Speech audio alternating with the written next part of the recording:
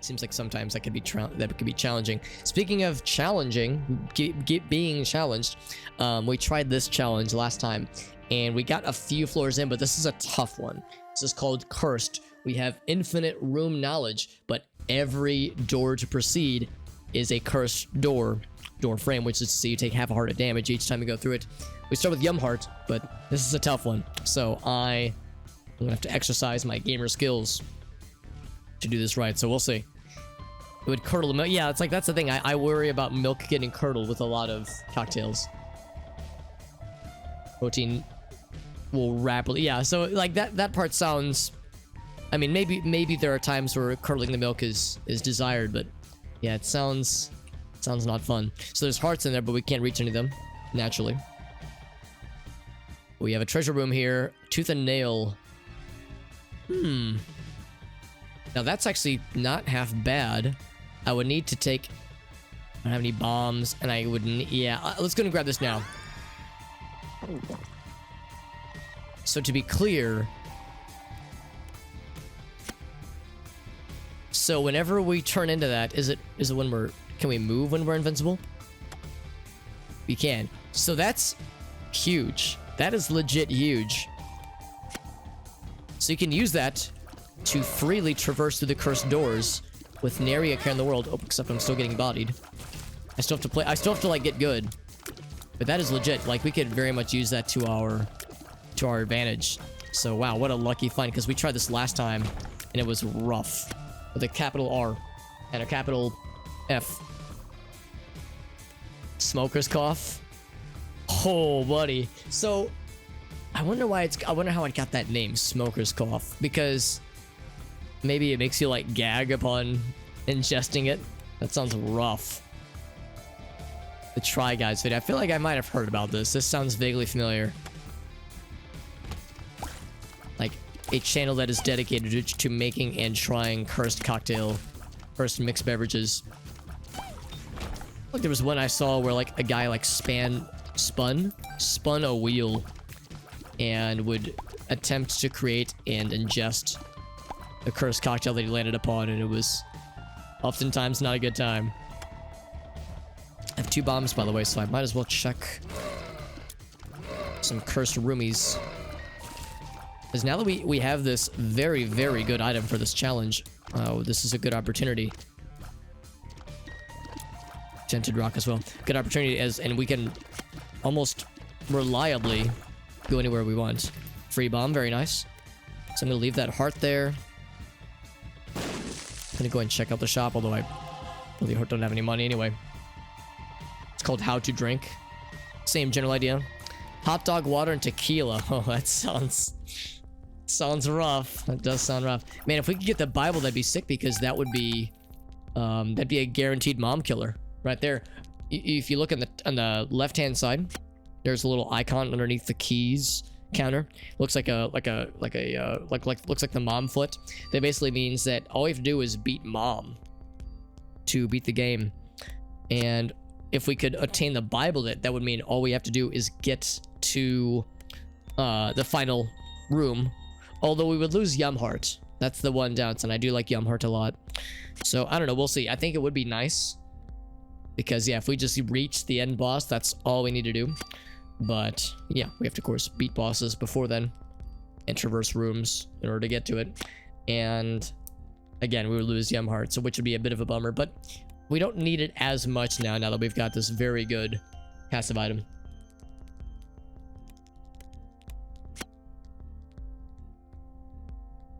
Put it in a recipe book. Just have hot dog water unironically as an actual unironic recipe, or reagent rather, ingredient for a cocktail. That is very cursed. Also, should place a bomb right here. We have 1 bomb left, so we can check the super secret room as well. We got some more coins. We still got a ways to go, obviously. Will this slide drop some coins? I can't move these, can I? No, I cannot. Yeah, as an ingredient for the recipe. I knew what you meant. Hot dog water and bologna.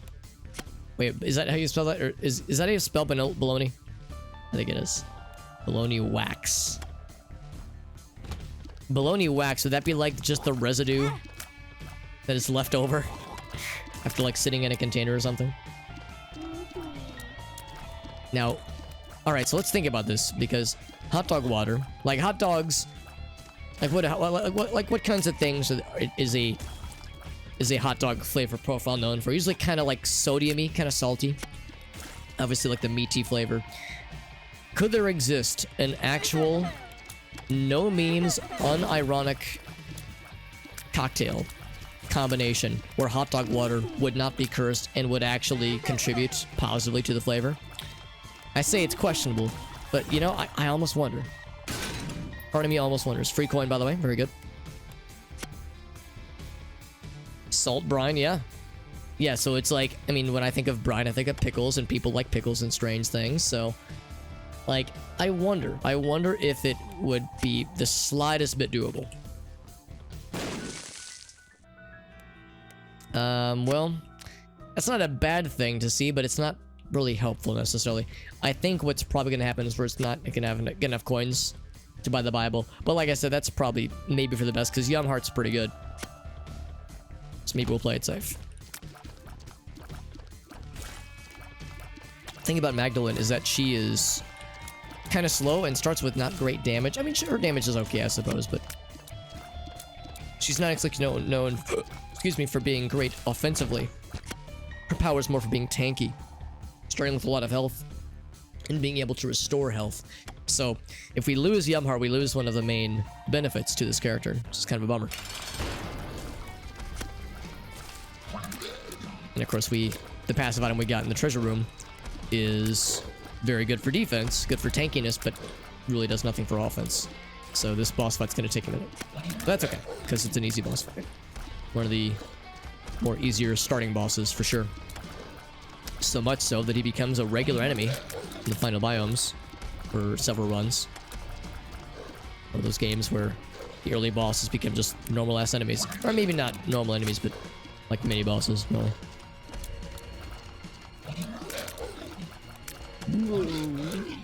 The hot dog taste is in your brain. Oh yeah. Oh, it is in the water itself. That is, yeah. Well, I guess when I think the phrase hot dog water, I don't. I guess if you boil hot dogs, maybe. But yeah, if it's boiling, then it's probably boiling off a lot of it, a lot of the taste necessarily. I'm more thinking like you've made a hot dog, or you've boiled some, or you've like made some hot dogs, and they're like sitting in a container, and a lot of hot dogs will naturally just kind of have some juices that kind of, this is getting weird, but it would just kind of have juices that run off the hot dog. That's what I think of when I think of hot dog water. I think more like hot dog juices, or hot dog like grease, maybe is the better term. Cured meats have entrails as a casing. Yeah. Well, I mean, it's packaged meat. Spaghetti and hot dog water. Oof. It would take a lot to get there. It's like an artificial casing. Well, probably most like grocery store or commercial hot dogs. I mean, it'd be one thing if you're going to like a butcher shop or something.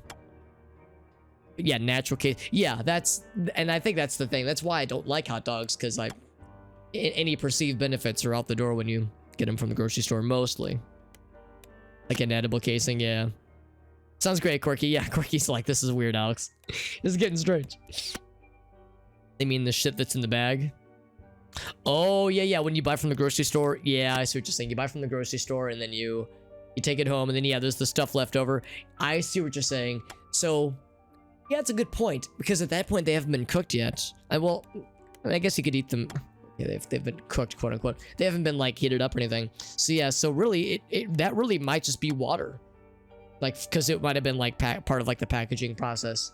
If they were encased in ice at all. They are, yeah, they're pretty cooked. Yeah, as I said, cooking them is more like it. Well, additionally cooking them, because you can eat them raw, if I'd recommend it, but you can. A weirder that's great though, Quirky.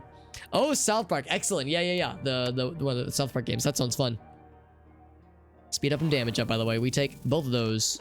Now our damage is a little bit better, and more importantly, we look weird as fuck. So I feel pretty good about that. Down we go. That sounds wonderful. The South Park game, that sounds so fun. I really want to play those. They sound great. The raw wiener, yeah, it's like I mean I've heard it's really not horrible. Doesn't sound great. I mean I don't really like hot dogs. Oh, we're getting spun. 2 out of 3 for spun. Look at that. Even more lumps. More lovely lady lumps.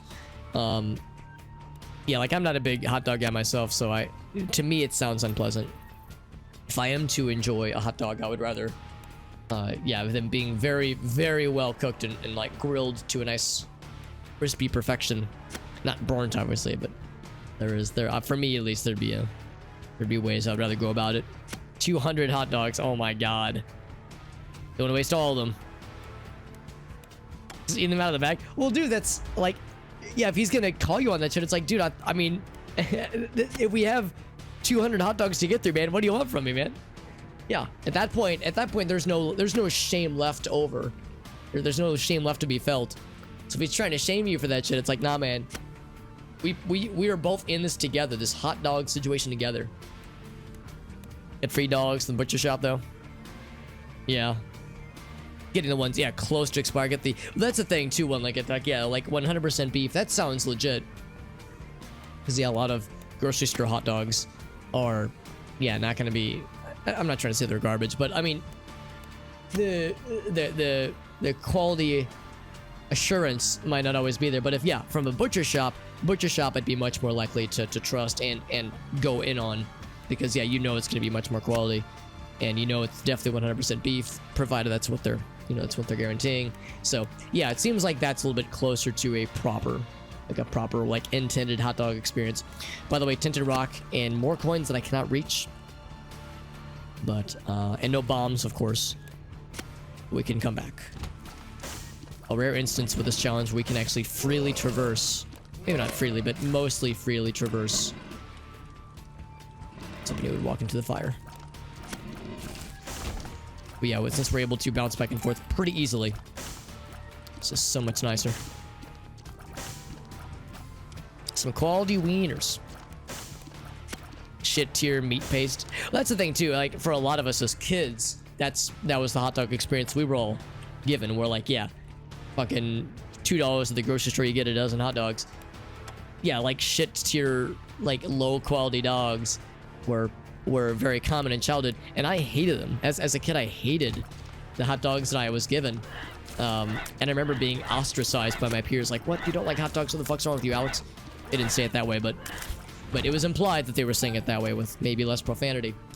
And I remember being like, yeah, I don't like the taste. Like, this taste is awful. The texture is bad. Like, what about this is pleasant? And then, of course, yeah, years later, find that, oh, actually turns out there's a lot of unpleasant things about these things sometimes. Man, I would love some bombs. I'm gonna hold out and see if I can get some more bombs elsewhere. So yeah, I felt a little bit vindicated. And all these things we can't reach. And I can't get into the shop either. We'll see if we can come back. If nothing else, there might be something to the slot machine. Maybe. Lots of troll bombs, thank you. Thank you for that.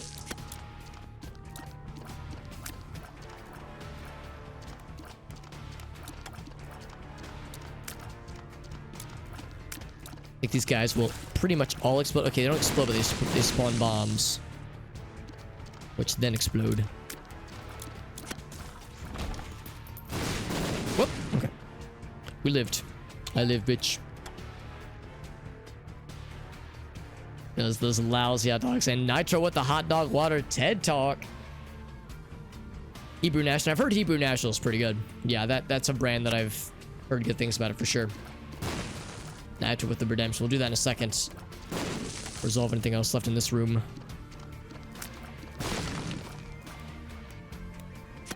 Kosher meat and a hot dog. Well, yeah, I guess that's a fair point too. If it's Hebrew National, would imply that it's probably kosher. Would a kosher dog work? Well, alright, so confession time. I don't actually know what kosher really means. Now, I have a number of friends who are Jewish, and they are also kind of up in the air about a lot of kosherisms. Of course, I know a big one is no pork. But since a lot of the good dogs are more beefy than porky, I don't know if the lack of pork would be an issue. Let's see what I think. So there is the super secret room is right around here. I think it's gonna be right here. So I'm gonna try to get this. It's a little bit awkward, but I'm gonna try to nudge this thing over since I have no bombs myself. What's up, Wired Wolf? This is, yeah, I love this game. It can be brutal. We're doing a very brutal challenge right now. The challenge is that we start with a lot of health, and we have a health restoration item, and we can see the entire map, but every door is a cursed door.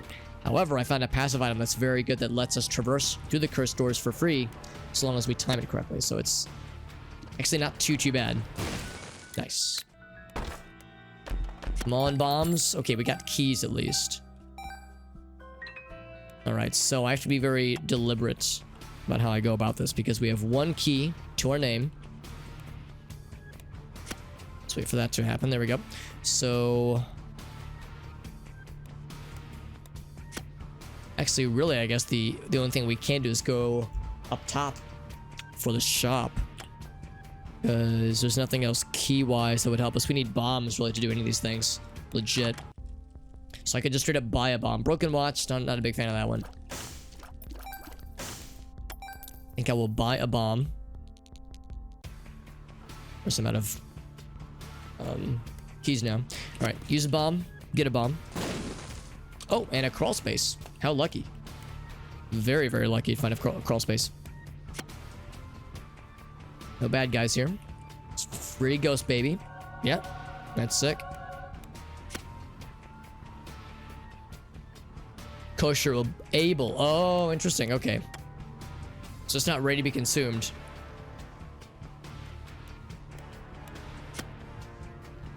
So that's how it becomes kosher-able. Interesting. Okay. Yeah, so the idea of a kosher hot dog could be a little bit involved then. That's interesting. Yeah, I've never heard about this, but it doesn't terribly surprise me. Yeah, it's a little bit weird. So we have a chest in here. I could go ahead and bomb that one now, or I could bomb. Oh crap! I would need a second bomb because I don't have any more keys. So there was a tinted rock earlier. I think I'm gonna go for the tinted rock first.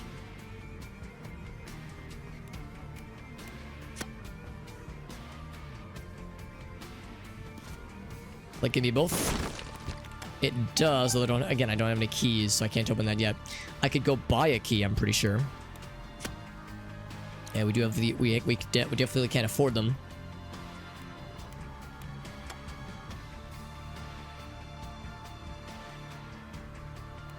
I'm gonna time it. It's always a little bit awkward. And then yeah, like I said, we'll get to the TED Talk redemption for sure. We can't buy any more bombs, so that's a shame. Yeah, this is a challenge then. We'll go for the gold chest. Maybe we'll get lucky and get more bombs and keys out of that one, but yeah. Or we do have the slot machine. So that is also an option.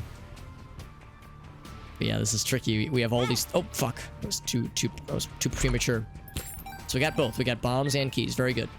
So as much as I would love those coins, it's not in the cards. I could go for the secret room.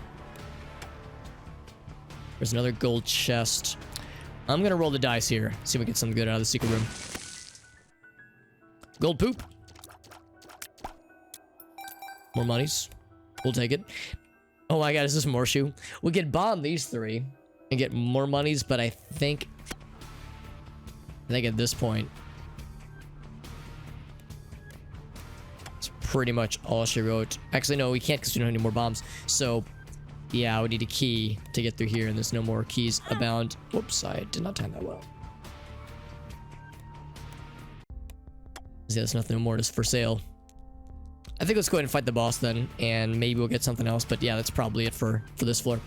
That's okay, though. Can consume blood in any form? Okay. Right. Yeah, make it so the blood rays can... yeah, that makes perfect sense. There's a humanitarian. That's good to know too. Yeah, that's like a little bit more. Yeah, more closer to like sustainability and more humane slaughter techniques, that kind of thing. Make sure the animal stays proper. Okay. So yeah, so there's a lot that goes into it then. Yeah, so it's pretty involved. Cleaning food, making it safe to eat.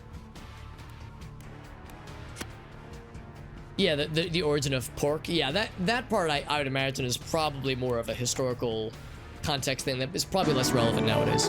JD, what's up, buddy? Thank you very much, Mr. JD. That resub, bud. Hope you're doing well, buddy. I was hanging out with Mr. JD and Mr. Gabi in MS Chat a bit earlier. Can't count higher than 5. Well, JD, if you believe in yourself, I believe you can get there. JD is our resident dog pilot gentleman, and he's also Sonic the Hedgehog, and he's a fellow streamer. In fact, JD, you were playing Amori recently, weren't you? I did hear about that, Awful Devil. I heard Dune won a bunch of very good awards, like a lot of technical awards for, deservedly so, for a lot of the cool stuff they did. Yeah. No, I remember having that at one point, Gabi. I was like, oh, just turn it down a little bit more. And then it was been like, wait a second. Cannot go any deeper. He's pinky. I don't know if he's pinky, if that's going to be a problem. I think that means when he dies, it's like, oh god, he's got like a champion thing, but he's dead. Devil Chance. I kind of want to investigate it because we have a lot of hearts. We could get something good. We do get the guppy head, which I think I do not want. Because that it would replace Yam Heart, which I'd be a little bit sad about. The Pact is, I think, worth. We'd use 2 hearts. We would gain 2 black hearts. Now, you don't get a lot out of Leviathan. You get, you know, 0.5 damage, which is good. 0.7 tears up, which is good. It's not amazing, but it's a job done. I think I'll go and grab it. Damn it. I'll use that. Oh, wait, I shouldn't have used that because we already have this here. That's okay. Sword damage is 5.8. That's pretty good. We have still 1 key, but again, no bombs. So if there were things we wanted to go back for, we really have no means of reaching them. So for instance, this guy here can't reach it. However, what I can do is go for this. And then there's also this guy, which does take red hearts. How many red hearts are there? I think there's at least 3. So what I'm gonna do, I'm gonna get a bunch of monies, and I'm going to assume that I can safely sacrifice 3 full red hearts.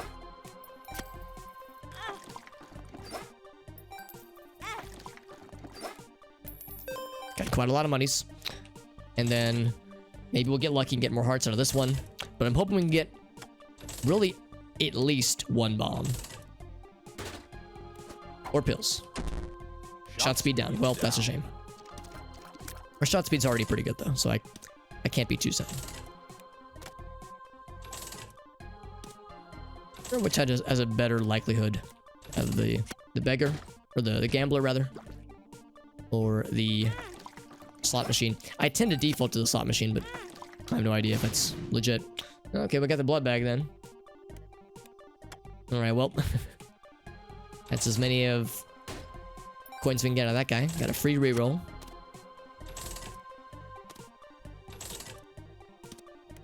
Yeah, really, I think I just want the 1 bomb. Another key. It's not bad. We'll need keys to the next floor for sure. Sure, more keys. I'm not going to say no. Perfect. So with that, some hearts back, which is nice. And some coins back, which is nice too. There was at least one other thing, wasn't there? Let's go back a few.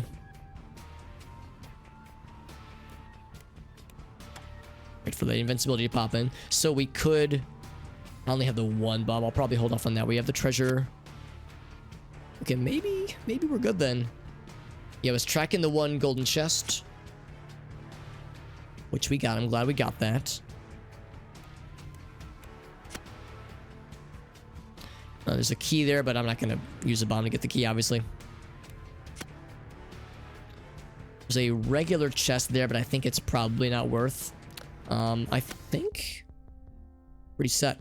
I think we are pretty set. So yeah, we got everything that we wanted to get. Although feel free to let me know if the audio is a little bit on the quiet side now, since I've lowered things. I remember like There was another video. There was a video, one of my VODs I was watching not too long ago. I was watching my VOD for when I did the Wave Racer video, and I had the, I'm kind of kicking myself. I turned the volume down too low, and I was having a hard time hearing the music. And I love the music for that game, so I'm trying to like be extra judicious about like checking on that kind of thing. By the way, Lemon Odyssey, thank you very much, Lemon Odyssey. Thank you very much for that raid. How you doing, guys? Some more Ni no Kuni. That's right. That's right. And remind me, Lemon, is this your first playthrough of Ni no Kuni? I've heard that game is super funsies, and like as far as JRPGs go, is like very good, very very good. Modern JRPGs, there's a lot of good ones, and Ni no Kuni is held up as a big one for sure. Thank you, Lemon Odyssey. That's awesome. Bebop and in. How are you liking Wrath of the White Witch? Because that's the first one, and of course, Ni no Kuni 2 is available. By the way, new item. Let's see, when you get hit. Sure, I'll go ahead and grab it. Yeah, I'll go ahead and grab it. This is a very fucked up item. Visually, because it sews your mouth shut. I mean, we're making ourselves look very strange, so we're doing some strange things in this game. So that only really becomes helpful when you get hit. If I do my job right, I won't get damaged at all, but we'll see. So it's your first time playing and you're loving it. Can I ask if you, Lemon Odyssey, do you play a lot of JRPGs? We were just talking about JRPGs not too long ago when I was streaming. What was I streaming? I think I was playing this game actually last week, and we were talking about Final Fantasy VI. And I was saying how, yeah, there's a number of... Oh, that's the other thing too. So we sewed our mouth shut, and now we took damage, and now our mouth is open and bloody, and now we're crying everywhere. Oh, it's so fucked up, man. But now it's closed again. Oh god. Didn't know they were gonna hit me with projectiles. But it's okay, we got soul hearts now, which is nice. We're very fast on our feet, which is very good. But yeah, the reason I ask is because yeah, I've had JRPGs in the mind a lot lately. And Final Fantasy obviously is a big one. But also games like Paper Mario. I know that Paper Mario is kind of a platformer JRPG kind of hybrid. Spiritual continuation from Super Mario RPG, which is one of my favorite JRPGs. But yeah, I've had a lot of JRPGs in the mind lately, and there's more that I would like to play.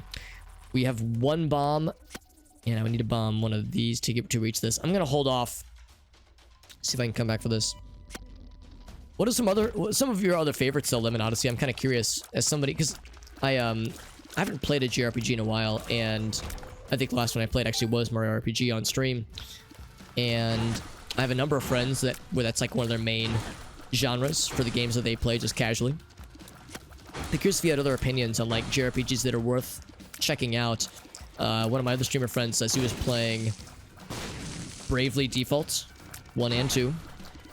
And there's another one that was also like, it came up in conversation relatively recently. I can't remember which one it was.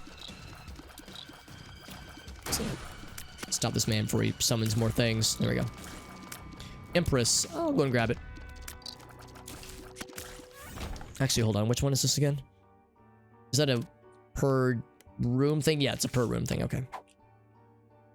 Another red heart. Can't do anything with that yet, but if we got a blood machine, that'd be kind of cool.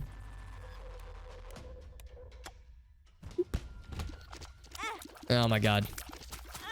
I do not like these guys. I always have a hard time, especially when there's a room full of them. It's hard to traverse with all the little ravines throughout. Doesn't take a lot of damage from those guys. That's okay though. The invincibility. For anybody who's not sure what's going on here, anytime my person goes into that little gray mode, like right now, that means we're invincible, but only for 1 second. And these spiked doors, because of this challenge, every door is a spike door or a curse door. So we have to get good. We have to get creative in order to allow us to traverse freely. Because this is a tricky challenge, but we have got the gamer skills, I think. Skyrim. Oh, that's a good point too. Yeah, there's RPGs, but then there's JRPGs. Because yeah, Western RPGs like Deus Ex, Elder Scrolls games. Yeah, that's I kind of like consider them almost like a separate genre of games almost. Also, we have this now. Ooh, present would be nice. That'd be very nice. School bag. 2 active items. It is on sale. For now, I can only afford present. And I think I'm gonna go for that right before fighting the boss, I think. What's up, Lux Rainfeld? It's good to see you, bud. We're playing more Binding of Isaac tonight, and I want to go back for that chest. Let's go to the north path. I want to get more bombs if possible, so I'm gonna take more fights. Oh god, these guys are real fast. But I've got pretty good movement speed too, so I can't complain. Lemon Odyssey rated us just moments earlier, and Lemon Odyssey is a streamer friend, streamer extraordinaire, and they play a lot of cool RPGs on their channel, including Ni no Kuni, which is an excellent, excellent game, so I've been told. We're just talking about the various RPG games out there. More of these guys who are going to be exploding everywhere. Now, can they hurt each other? Nope. Can't find out now. Got some more hearts, which is nice. Oh, I shouldn't have hesitated. I should have just gone. So I'm going to try for this guy. Lots of monies and a lucky penny. That was a worthwhile chest. That was very, very good. Amazing chest ahead. Fire Emblem. Yeah, I'm in the same boat, Lemon Odyssey. It's kind of like a strategy, real like turn-based strategy RPG kind of thing. But yeah, I'm in the same boat. I've never played a single one, and I think I would like them a lot based on what I've heard. So I'm right there with you, friend. One thing I think I might go ahead and do. Let's see. Questionable strategy. And it could be good. Could be bad, but it could be good. I think I'm gonna do... If I put a bomb here, or should I put a bomb here? So I can get monies out of this guy. I think I'll put it right there. So the reason I wanted to bomb these mushrooms is because you can get pills that can spawn out of the mushrooms. But sadly, yeah, the ones I bombed didn't have anything. That was the one bomb that we had, so it, it's a bit of a risk. But I was willing to take the chance. Fire Emblem advice, says JD. Yeah, I know JD. You're one of my Fire Emblem guys. There's another gentleman who was in our chat not too long ago, where Fire Emblem was one of their main games that they play as well. I think it was Nepsid. I think Nepsid said they were a huge Fire Emblem person. So, yeah, it's like I mentioned earlier that I picked up a few Fire Emblem games for the Wii U eShop, because the Wii U eShop is going to be dead in the water this time next year. So I scooped up a few of those. There's a few that are on the Game Boy Advance and a few that are on the DS that I scooped up. And of course, there's the 3DS games that everyone says are, well, not everyone says, but there's a number of 3DS games that I know are generally considered to be like very good. Mostly Awakening is a big one. And I would love to play that, but I have no way to stream it unless I emulate, obviously. So that part's a little bit more tricky, but otherwise, yeah, I'm excited to get into that series. I think I'll enjoy it quite a bit because I like Advance Wars, which I think has a similar strategery elements to it. Fire Emblem, yeah, I think that's how a lot of people are, myself included, Nitro. Like, we see it from afar. Oh, fuck, I should have saved it for the super secret. Oh, well. Super secret rooms can be extraordinarily hit or miss. Ouch. It can be very good, but they can be very useless. So I don't feel too sad. Maybe a little sad. Also, this guy, ouch, might do... Okay, never mind, I was gonna do that too. I was waiting for him to do the lasers. He never did the lasers. So we're two-thirds to conjoined. And we're also 2/3 to spun. I don't think I've ever actually gotten the spun one before. Oh, fuck, I forgot. Present. Damn it. Well, fuck, I should have gone the present. Damn it, that's a shame. That is a darn shame. Well, I can still get it. If I leave, the devil room goes away. Sucks. Yeah, I just have to. Oh, well, that's okay. Well, no, we still would have gotten something from this room. If we would have opened it in here, it still would have given us something. We'll still get Krampus, though. Oh, no, we got a lump of coal. It's pretty good. we can't go back though. I think what I will do is I will go ahead and buy the present and then open it in the boss room. In fact, what did we get from the boss? We not get, oh no, we got conjoined. That's what we got. Because yeah, boss rooms tend to drop some nice things. Also, we have 1, 2, 3, 4, 5, at least 5. I'm gonna go for more blood machine antics.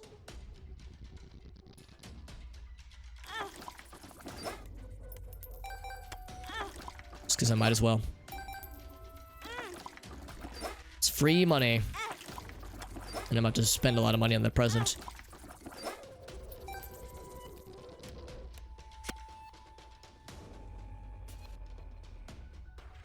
Time it just right. Just want to get this first. In case I mess with the timing for anything. Might as well use that too, actually. Might as well. Tales of Destiny, yeah. The Tales of series, because I love Tales of Fantasia. I love Tales of Symphonia. I would actually say Tales of Fantasia probably is my favorite JRPG that I've ever played. So yeah, the Tales of series is a series that is very much on my radar. Because I've only played Fantasia and Symphonia. I've never played Abyss or Destiny or Berseria. There's a bajillion of them. And I'm but a humble scrub. Printed a bunch of times, yeah. Blood tears. Yeah, we've got pretty good damage with our blood tears that we've got.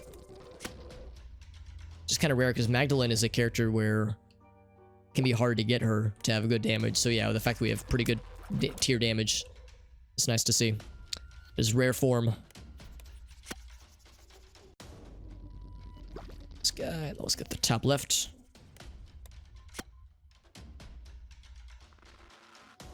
Portable medkit item, there actually is, and I chose not to grab it last time because it would have, oh, that's a double heart. That would take the slot of our active item, and our active item is the Yum Heart thing that restores 1 heart. And I feel like that's a pretty good item for Magdalene to have, so I would only really be comfortable parting with that item if I was sure that I was getting something really good. The portable medkit, or not medkit, the portable, oh, I'm sorry. I misread what you meant, Wired Wolf. So we have the portable med kit right now. This is the thing I thought you meant. The thing where, oh, that's actually kind of nice. It heals us up. Yeah, I thought that was the one where you would press the use button, and it uses a it was effectively one of these blood machines, but one of these blood machines, but like you would have it as like a portable blood machine, so you would put blood in and get money out. It's kind of like the portable slot machine. Symphonia is a good game. Yeah, Symphonia is a very good game, and I loved it. I think I don't have a bomb, so I would have to take a heart to get this. There's 2 hearts up top. I think at least 1 in the boss room. I'm just gonna see how many hearts are in the boss room. Because getting a lot of money is very much a good thing to do. Just the 1. Okay, so there's 3 hearts on the battlefield right now. I would have to take a full... Whoa, shit. Okay, well, that's half a heart right there. That's my bad. I think I take a full heart when I traverse this. Yeah, so now this isn't worth it because I'd only be able to use it once. Because I lose. Yeah. Well, I guess I might as well. Use it literally once. We got 6 coins out of that 1 use. That's not bad. So that's a shame. Whoops, almost stepped on that prematurely. So let's go ahead and buy... I could buy a heart. Except I don't think that's necessarily worth. I'm gonna go ahead and buy the mystery gift. What I should have done is I should have bought this before the boss, but I forgot all about it. I'm kicking myself. We buy the mystery gift, and I'm gonna take it to the boss room, open it up. I can open the curse room. Does anybody have any opinion on that? If it's better to open the curse room Or the boss room. Again, probably the boss room. Vagrant Story, nice. Cold Looks, if it's a hard one though. Yeah, I've heard it's good, but I've heard it's a tough one. Fairly rare game too. Yum Heart but better? There might be. There might be. Yeah, Yum Heart is the rechargeable one, which is pretty nice. Yeah, one that like heals you up fully. I mean, there are pills that and there's also cards that have healing properties. The cards you know ahead of time what it does, but the pills are unknown until you take the pill. And you know that particular color combination for that one run is that particular kind. But yeah, as far as items, like consumable items, I don't know, it's a good question. None come to mind.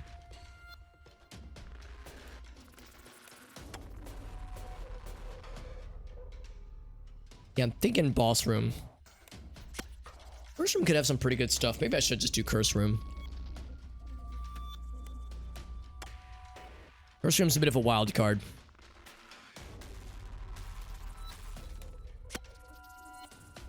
And the aesthetic is very evil-esque.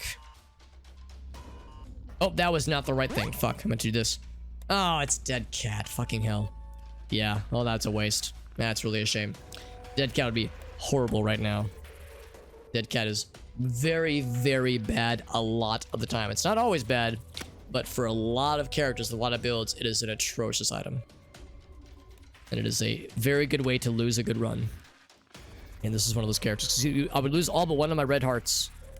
And for a character that is very much built around having a lot of red hearts, that would be a huge bummer. And Moan, thank you. Or maybe just Moan. Maybe I'm overthinking this. Thank you for that raid, Moan. Thank you very much. How are you guys doing? Through a god run picking up Dead Cat? Yeah, exactly. Wired Wolf, yeah. Dead Cat is sometimes very good. If you're playing the Lost, I think, or any character that has like maybe a few red hearts but a fuck ton of soul hearts, then it's fine.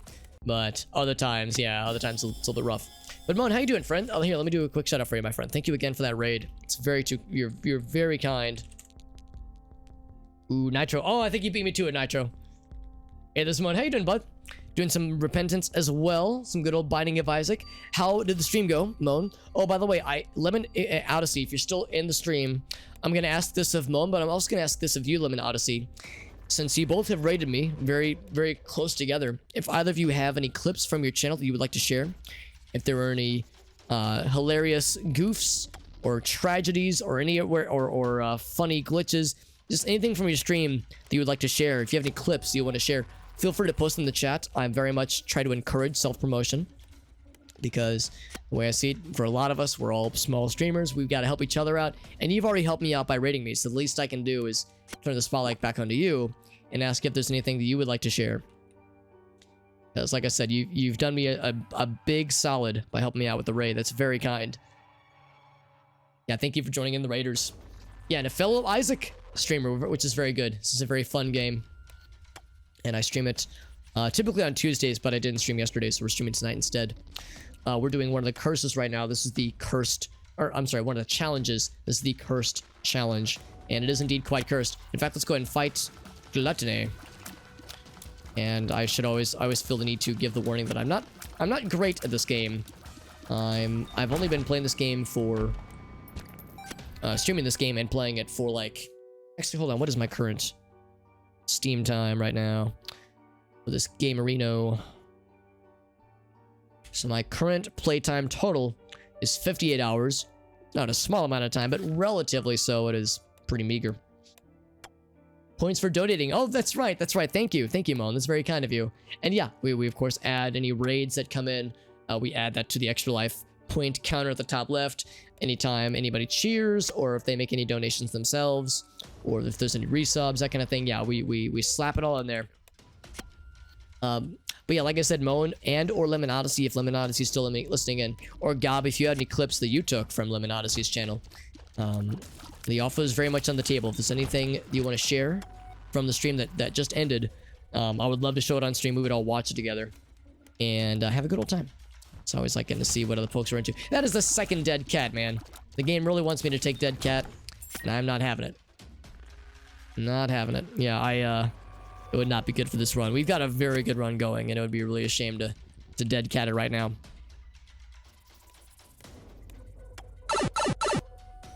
We all learned the cool S. Yeah, there have been different theories as to how the cool S came about. How the, like, you know, where did it come from, who invented it. And I don't know if there's been an agreed upon origin story of the middle school S.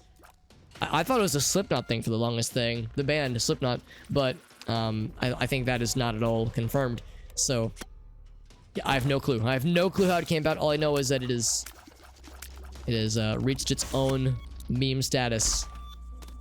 Callus. Wow, that is very good, but we don't need this anymore. All right, I could have just used, I was thinking about the previous floor. I could have used the timing thing to allow us to get more, allow us to get over the spikes to get to the blood machine. Damn it. Yeah, I missed an opportunity there. So yeah, the Callus is good, but yeah, the Child's Heart is more relevant, and this invincibility thing that we have does more than enough for us. So I think we're fine there. Latest patch.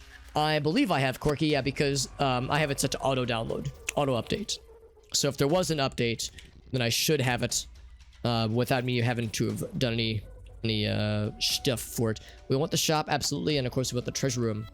I have exactly 1 bomb to my name, so I will use that to get into the secret, super sneaky rooms. So we have, oh, look at that, never mind, we got that shit for free. Don't have to use a damn thing. Full mapping for this floor. Great. We already have full mapping for the floor, but let's grab it for funsies.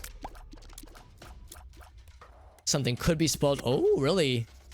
So, like, if I would have, you mean if I would have read the patch notes? Because I've not read anything.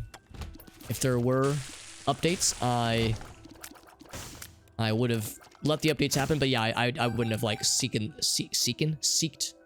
I wouldn't have sought them. Yeah. Yeah, Puzzle Well, yeah, if there's anybody else who has watched me play a few games recently, like, I can tell you that Noita is a game where I go out of my way to welcome backseating, because Noita is a game where I have so much still to learn, and the skill ceiling for that game is so high, and the wand crafting knowledge and, like, skill set for that game, you could spend, without exaggerating, hundreds of hours trying to, like, wandcraft, trying to, like, learn that game, and still feel like a dumbass, because that's where I'm at, actually.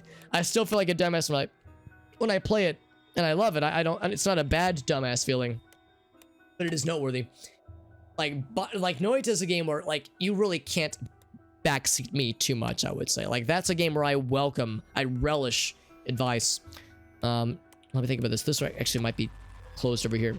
And similarly with Roller Coaster Tycoon, I would say I know Roller Coaster Tycoon a little bit better, and it's not as oh, look at this. Is this going to be more for conjoined? It will be. Robo Baby, yes.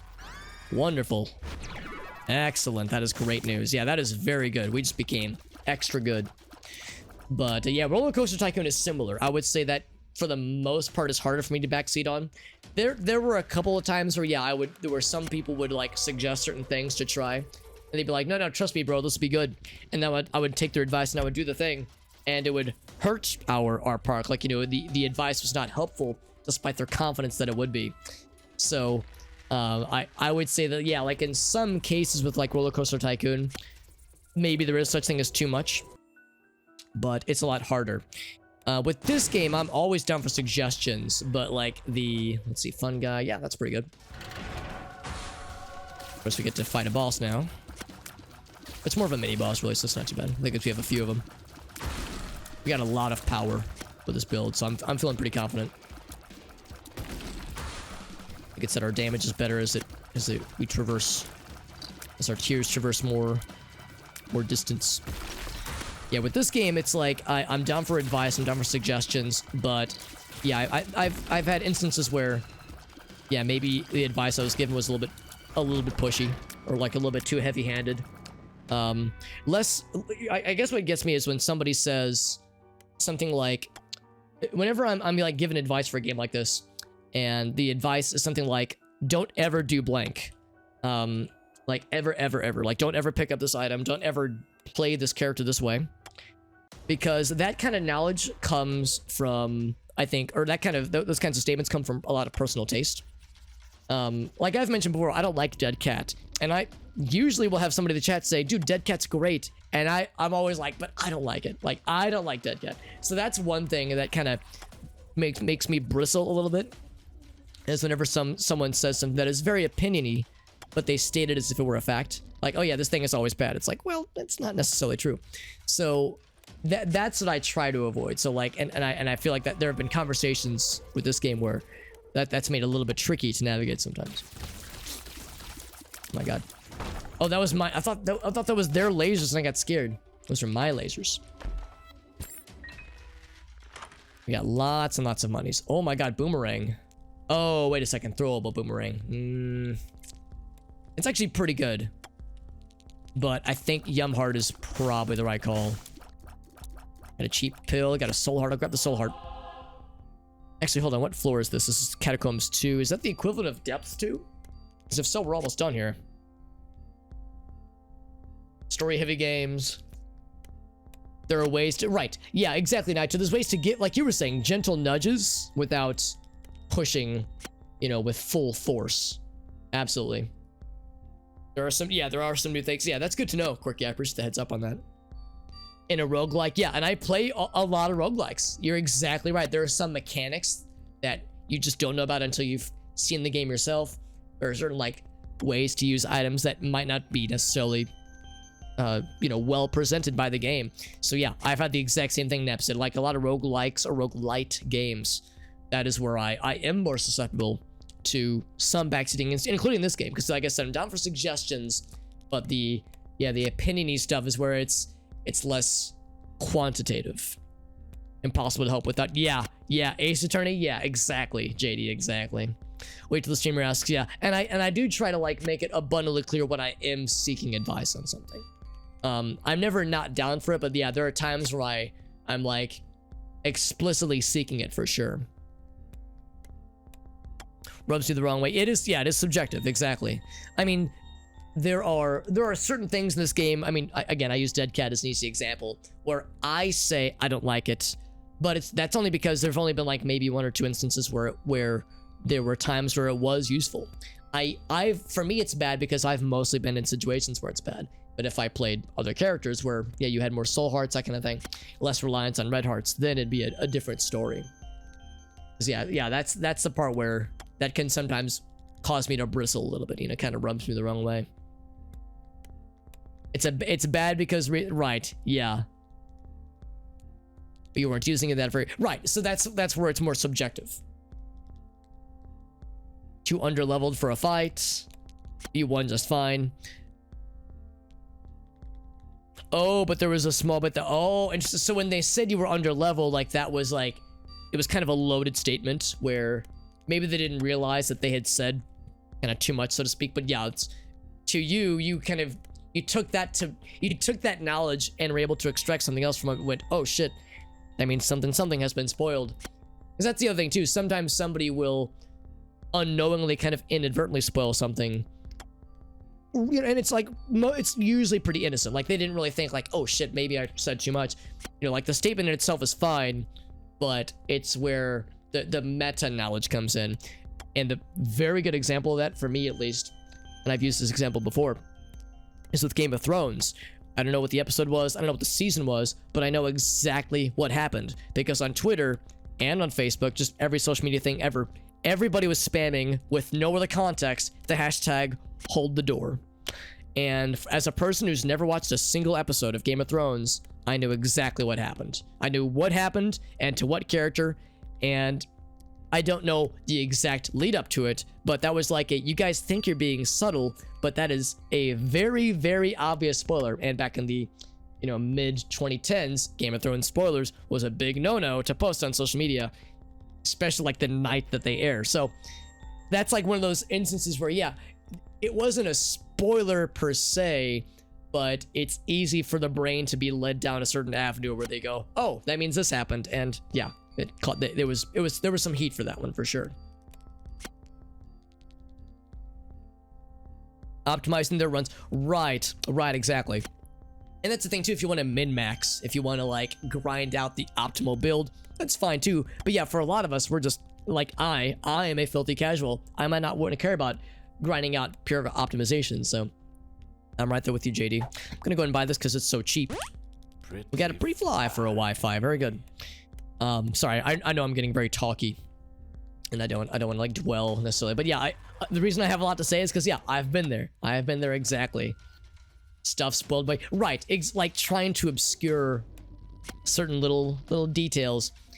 And again, it comes from a place of, and I also don't want to make it sound like I don't want to. I think it's bad that people want to like, you know, share their love and joy of games or TV shows or movies they're passionate about, because that's ultimately what so much of this is about. It's ultimately about the instances where, oh, look at all those hearts. The instances where somebody or a group of people are so passionate for a thing that they love, and they want to talk about it. They want to encourage other people to play it in the way that they experienced it. They want them to have like the proper experience for the thing.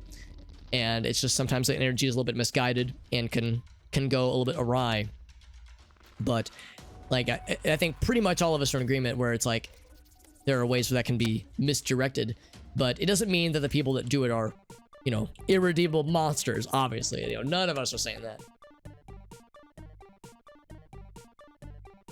Most tragic show. Yeah, I've heard like the first season is good, and then like seasons 2, 3, 4, like it gets really good, and then like yeah, the last season I know was a bummer for a lot of folks.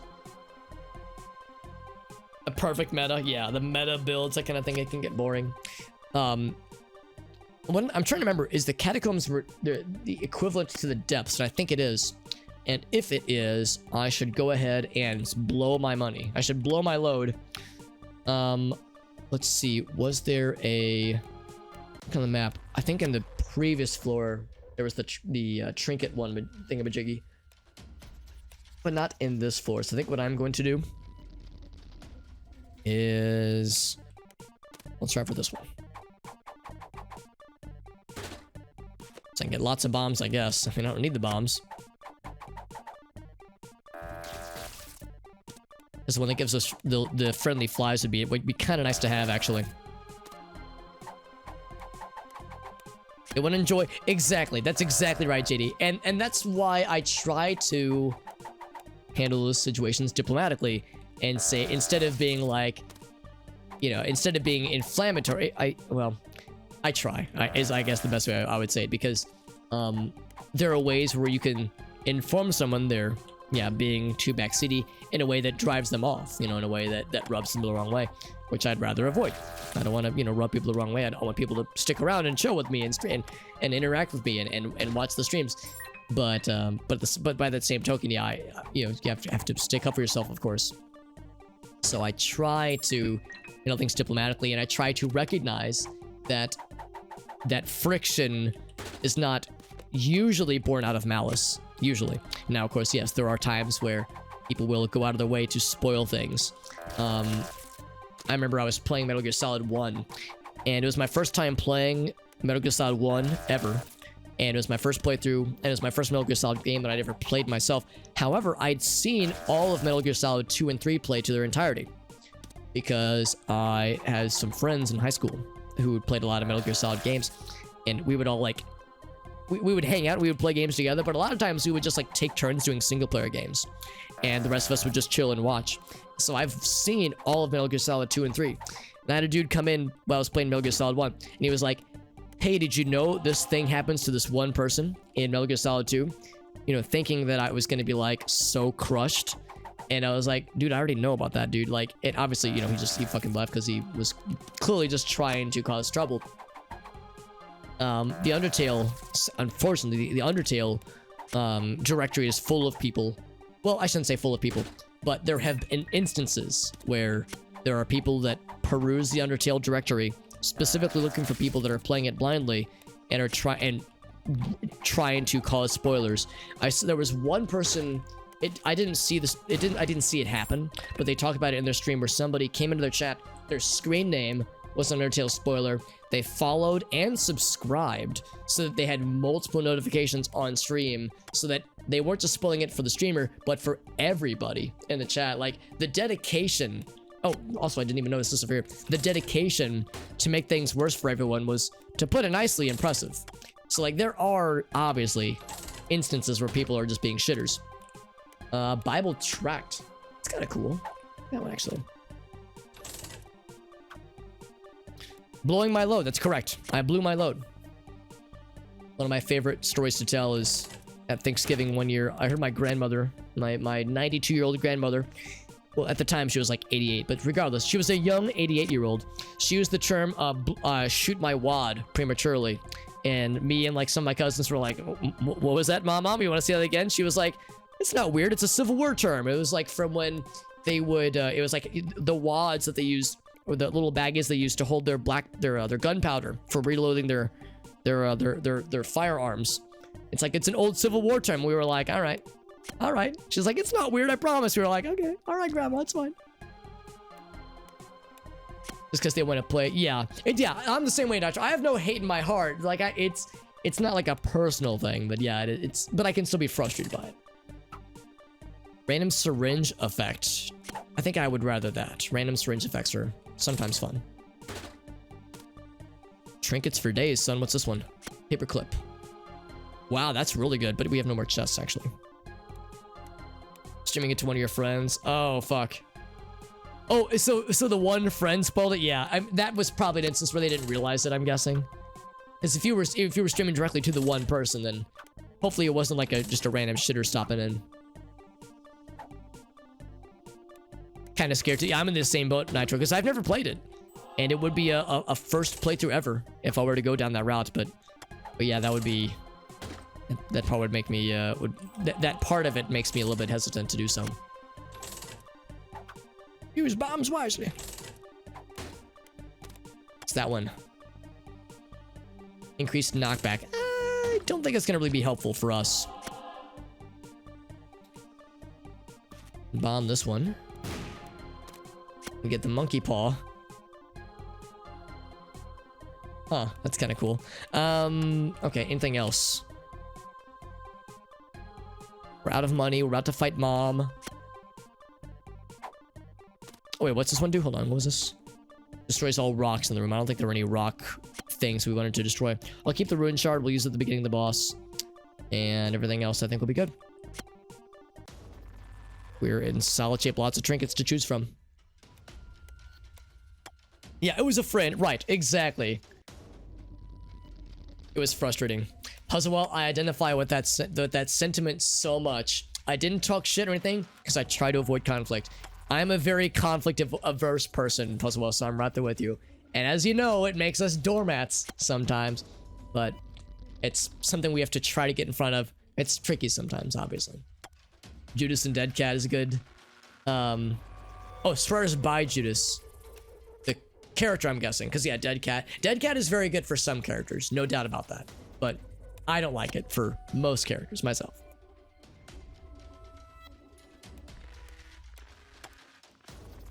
Like on a much larger scale.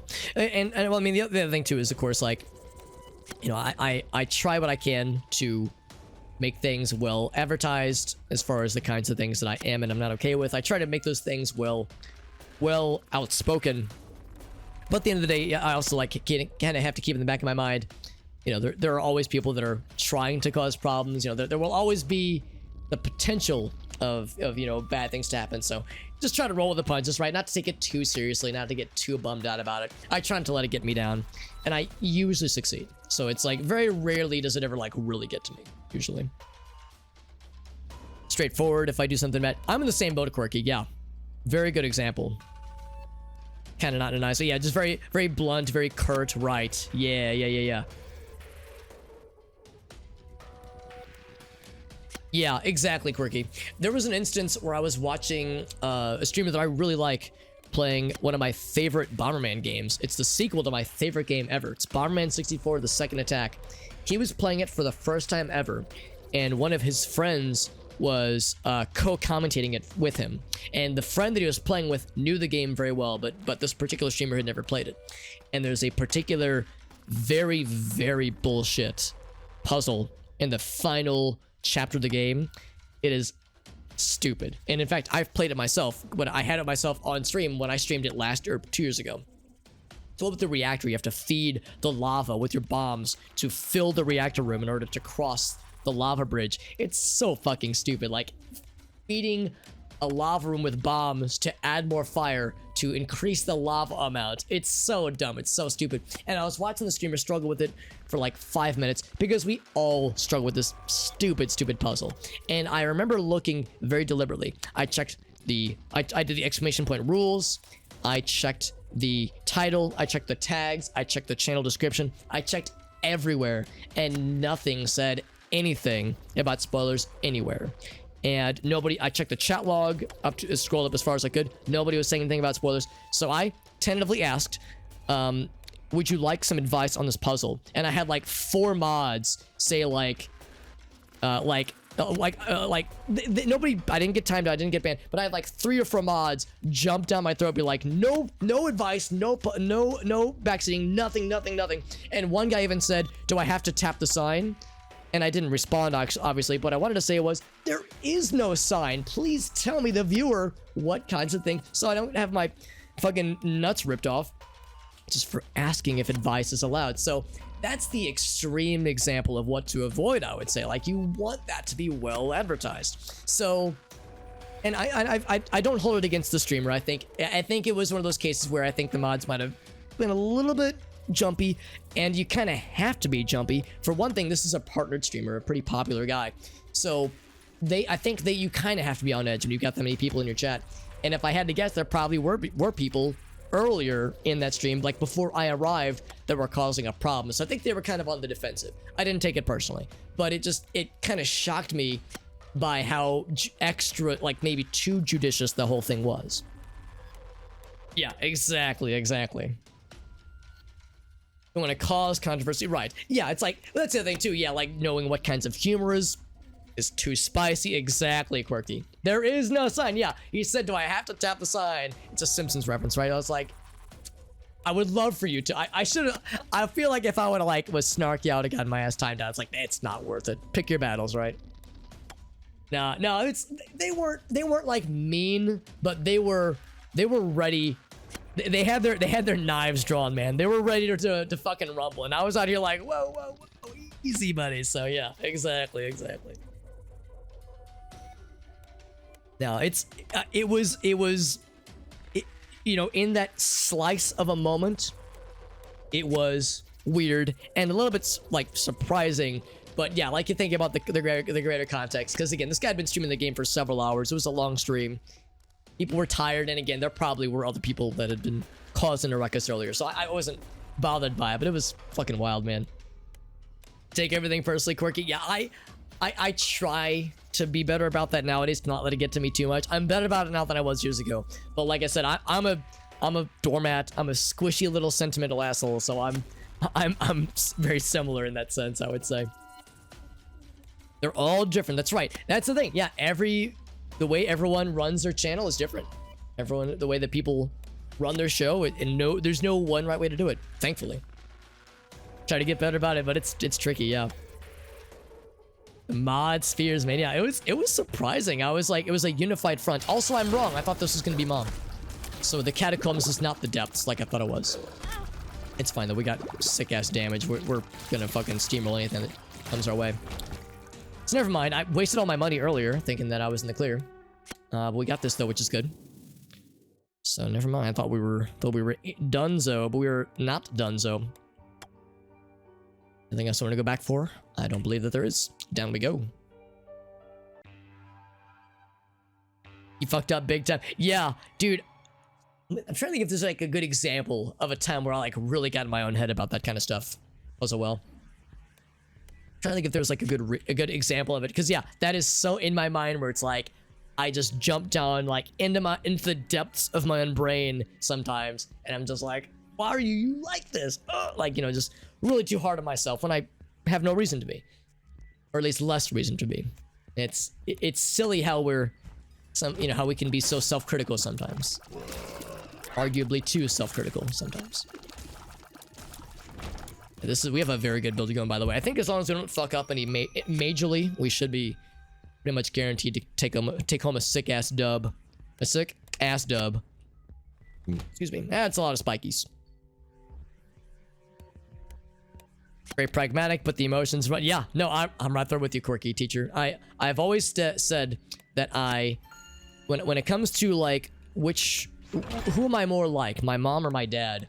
I tell myself that I'm the ideal combination of the pragmatism of my father and of the emotion, like being tied to my emotions, or being in tune with my emotions like my mom. I tell myself I'm the perfect mixture of, the best of both worlds with lessening of the downsides of either mental or emotional archetype.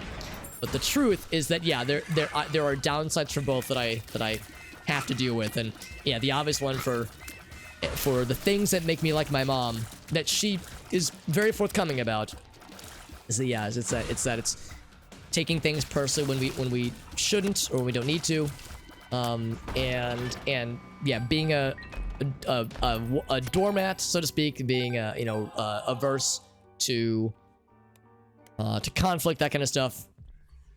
Yeah, it's something that I'm ultra familiar with, and it sounds like a lot of us are as well. Almost wanted to, yeah, I've had the same thing, Quirky. It's like, yeah, I have a moment where I think to myself, man, I feel like I really fucked up, and yeah, there's almost like a mental panic that happens where it's like, I need to just excommunicate myself from this community because everyone hates me, or, it's like you just get in your own, I'm not trying to say this is how it should happen, but for some of us, sometimes we're guilty of getting in our own heads and building it up to be a huge thing, when in reality, by the time we're having these thoughts, everyone else has already forgotten about it. Like, it's already been blown over. It's water under the bridge. So, yeah, I can understand all too much, Quirky. That kind of thing is never fun. It's never a fun thing to have to deal with. Do it all the time, says Nepsit, yeah. I was hanging out with Gracie and one of her best friends for Grace's birthday back in February, and I was talking with, I'll grab this.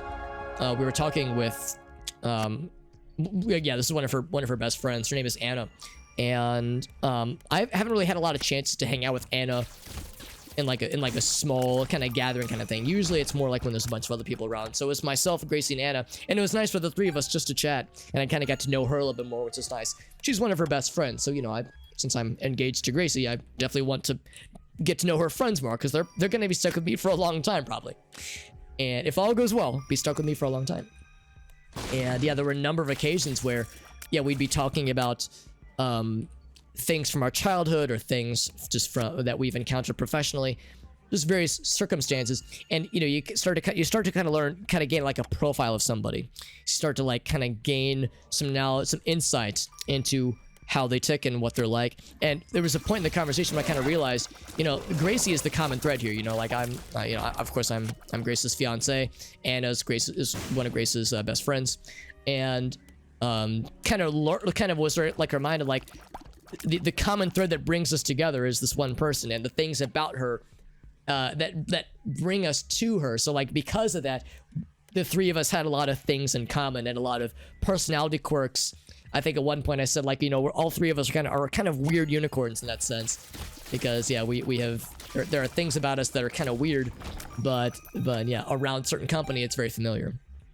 So same kind of thing here. It's like, a lot of us are probably like-minded for various reasons. There's nothing really here, although we can bomb down here, get into the treasure room for free, although we have plenty of keys actually. Continuum is very good. That's very good. Now, Continuum looks like, Continuum kind of looks like, what's the term I'm looking for? Like fuzzy handcuffs? No, that's the intended thing, but that's what comes to mind, like little pink fluffy handcuffs. I'm gonna go for the super secret room. I'm a little bit bummed that we're almost done with this run, because this is a very good run, and this build is incredible. We are kind of overpowered right now. It's kind of amazing. So I'm a little bit sad that we won't be able to take this into the uterus, the uteral levels, or like, or hell, or the cathedral or anything. I will go ahead and put in money for this guy. Ooh, should I though? Yes, I might as well. Might as well. Hoping that he'll give me something cool. Like bombs. Perfect. The chariot. Rune shard. Good. That was worth. Does not give two shits about what right, quirky, exactly. It's like I know in my heart of hearts that the thing was, yeah, a complete non-issue, but still in our minds we still build it up. So yeah, exactly, quirky. Sorry, I fell behind in the chat. Trying to understand social situations. Sometimes you're a little bit Vulcan like, yeah, I think that is something that is pretty understandable for a lot of us because yeah, sometimes the social situations are hard to navigate. Trying to understand emotions from other humans can be weird. Some people are just hard to read too. Like I like to think that I'm the kind of person that is able to read people pretty well and try to like understand, find common ground, that kind of thing. I try to do pretty well, and I usually do okay, I think. But there are some people and some types of people that, yeah, I just have a hard time with sometimes. I have a hard time like cracking that shell, you know, or not cracking, but getting past that shell.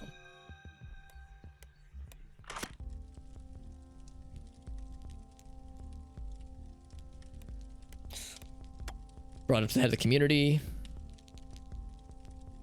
before you left. It was kind of a fight or flight situation, sure. And that's good. I'm glad that you were able to resolve that, quirky teacher, because that's the other thing too.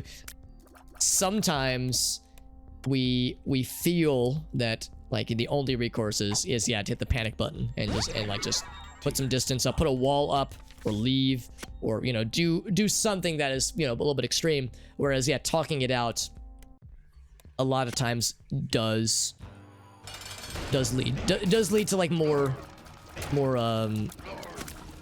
constructive, more like personal growth conclusions. So yeah, that's really reassuring, Puzzle World, that there was like a happy conclusion.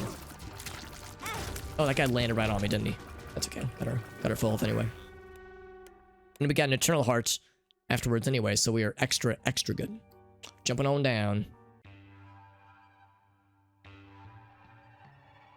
Oh, sure. That's a very good point too, Quirky. Yeah, in this conversation, we're talking about a lot of times the conversation is kind of focused on here's the discrete event that happened, and it was like a 5-minute event, and that's all it was, just like in a slice of time. But a lot of times, these kinds of experiences are the summary of our experiences in our past social experiences and traumas and joys and sorrows. You know, the thing that makes up a person and makes up their personality is a summary of everything that they've experienced and everything that they will experience. Okay, that second part didn't make sense, but everything that like led to that moment happening. So yeah, to your point though, Quirky, yeah, it's like you've got, yeah, some stuff that you've dealt with where, yeah, there were social things that were hard to navigate. Maybe there were family things, maybe there were unsavory high school experiences. A lot of us have had stuff like that. So yeah, when you have a tricky to navigate social situation and there's that inertia that says, oh, I try to like confront and try to resolve directly, or do I panic and hit the panic button and I just remove myself from a community or from a family unit or something? Because yeah, a lot of it is just like you were saying, it's because of unresolved, or like, I shouldn't even say unresolved, but just trauma that is still being kind of unpacked. And yeah, another reason why whenever I'm having an instance where somebody is behaving in a way that I don't like, you know, somebody's backseating me too hard, somebody's being a little bit rude in some way, I try to also remember just what I was saying. This person to me might seem being like they're a little bit rude or something like that, but I don't know what their life story is like, so I don't want to take it too personally, and I certainly don't want to vilify them, because, you know, I'm only interacting with this in this one experience, in this one little nugget of time, as opposed to the full meal that is their life. So, also, yeah, definitely get the mark. That's very good. Dude, that damage is sick. Wow, this is a very good build. Like I said, I'm sad this is the last floor, because I would love to take this all the way to the end. This is a sick build. So it's tricky. So much of it, again, just kind of comes back to, we got to stand up for ourselves. We have to, you know, not be afraid to ruffle some feathers, but at the same time, we also have to be, we have to recognize that there is, you know, a limit and to taking things personally or letting things get personal. because everyone's experience and life story is different, and very rarely is it malicious. You know, usually it's a melting pot of situations that led to a thing happening. It's an infinity sign. Yeah, it's like a fuzzy infinity sign, but my brain goes to fuzzy handcuffs. That's how I do. It's tricky. It is tricky to navigate. It absolutely is, yeah.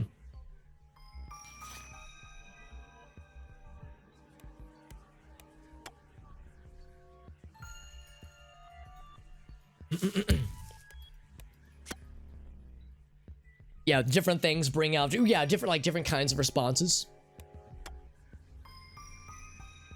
Meeting people that are, yeah, and of course, possible. It's always a pleasure getting to see you in my stream or in other streams, because we follow a lot of the same people, so it's always a good time.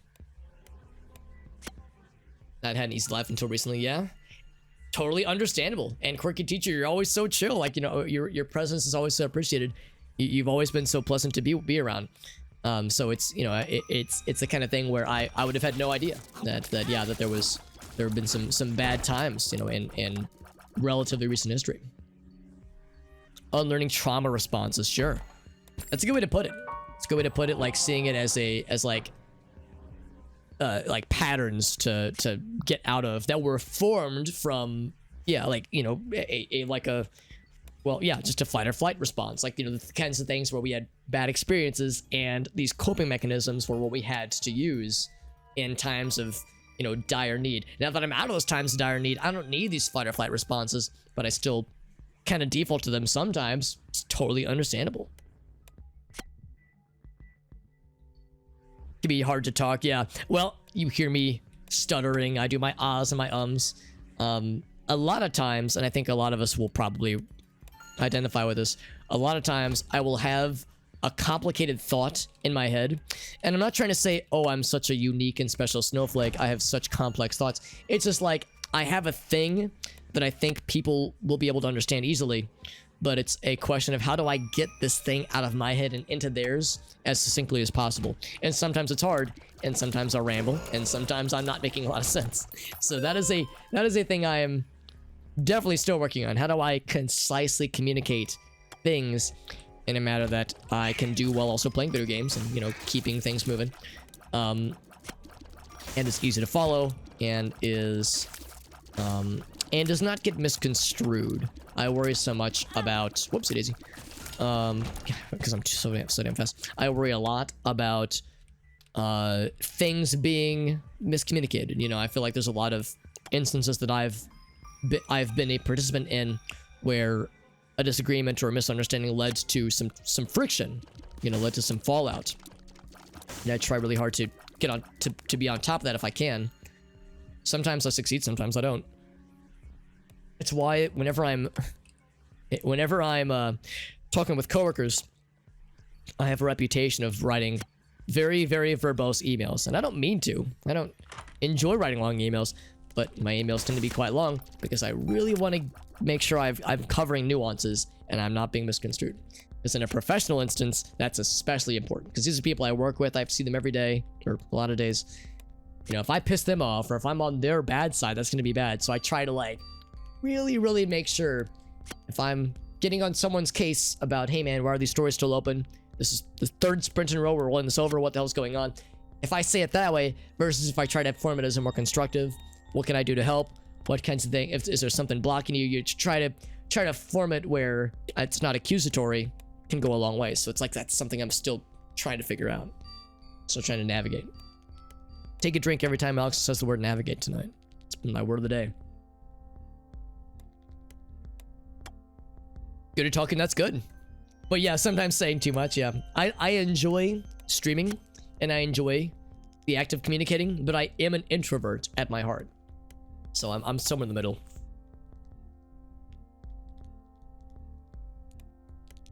If you're close to. Yeah, everyone's, yeah, there have been instances, Quirky, I've had similar kinds of things where, yeah, somebody would share something like that. You know, they would share something about their history, and I'd be like, left aghast, being like, dude, I had no fucking clue. And of course, I appreciate them telling me, but I would have never guessed. So it's like, it's really impossible to truly know someone's life story. Got the coins. or at least like assume their life story rather. It's hard to assume things about somebody, you know, with little just based on the context clues of knowing someone at the surface level. It's like, yeah, it's like you'd be surprised is kind of the general consensus. We got the box. We'll take all these, and then we'll get some more red hearts. The lovers. Keep the chariot. Actually, I'll go ahead and use this. Speed up, we like that. Now, I don't really need this at all. But I guess I get more monies. Another lucky coin. That's actually quite nice. Doing this a few more times. One more. Part of anxiety, apparently. Yeah, it's like definitely having like an anxious feeling about communication being misconstrued. Yeah, it's something that sounds about right. For better or for worse. Fingers are faster than the brain thing too. Yeah, fingers are faster than the brain. In my case, its mouth is faster than the brain. Or actually, no. I don't even know if its mouth is faster than the brain. I think it's the brain is going, and the mouth tries to keep up and tries to get the thoughts out quickly before I have a chance to lose the thoughts before they, you know, have a chance to do the thing. I feel like I should leave some red hearts in case I get just completely bodied by like a surprise scary room or something. We've got some soul hearts and a black heart still. Like, speaking of which. So we've got some buffer. But I do feel like I should maybe not go super hard, especially because we're almost at the end anyway. Don't have a lot of need for more monies.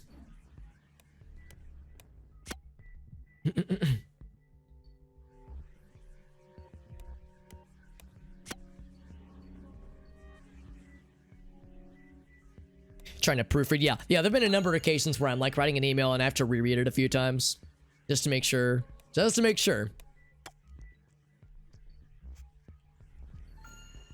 Feel like excited, or it's like an anxiety kind of feeling. Sure.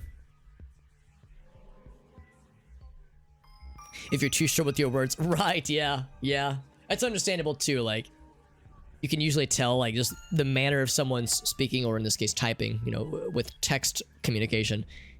Sometimes those, what might be just a small little like, oh, just a short message might be like a sign of like, oh, maybe this person's having a rough day. No, it is good. I like this kinds of conversations, Puzzle Well. It's very helpful for me, for sure.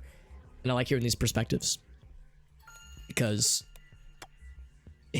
let's be honest, when was 2016? The last 6 years? I mean, 2 years especially. But the last how many years has been like some awful times for a lot of people. A lot of us included. And yeah, 2020 and on has been a fuckfest of unpleasantness. So like, if there was ever a time to, you know, have anxious feelings and to be feeling, you know, not super confident about a lot of things, it's like, I'm not saying that people should feel bad, but I would say it's a pretty reasonable excuse for things to feel kind of lousy lately. So it's like, yeah, now more than ever are these kinds of conversations I would say very helpful for me, at least. Look at that, two skeleton keys. But yeah, just hearing other people's perspectives, I think that kind of thing can absolutely go a long way. I don't really need the treasure room, but I guess I might as well. Temperance. Cool. Temperance. Another blood machine. Guess I wanted to use more hearts. They're pinky. Well, now, why are they pinky? Oh, God. I think they're pinky because they... Never mind, I thought they would... Oh, maybe they drop hearts. I was thinking they would like do something special upon death. So no black hearts for Alex. Just those dudes. Duplicates pickups. Let's see if this is a good thing. Spelunker hats. Okay, it doesn't include those kinds of items. Okay, well, it's worth a shot. Room type of 2 adjacent rooms. Yeah, it's kind of nice. Blocks things from hitting us on the top of the head. That's kind of neat.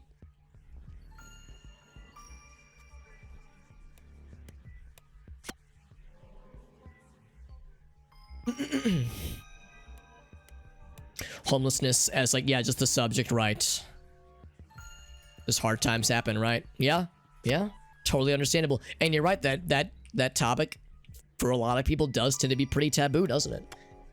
People, you know, it's like an easy joking about, yeah, like a homeless person or just homelessness as like a general subject. I would say you're absolutely right, Quirky. It's something that is just kind of assumed like, oh, well, that doesn't happen to, you know, normal people or good people. Clearly, if that happens to somebody, it means, you know, they fucked up. And the answer, of course, is that it's not that simple.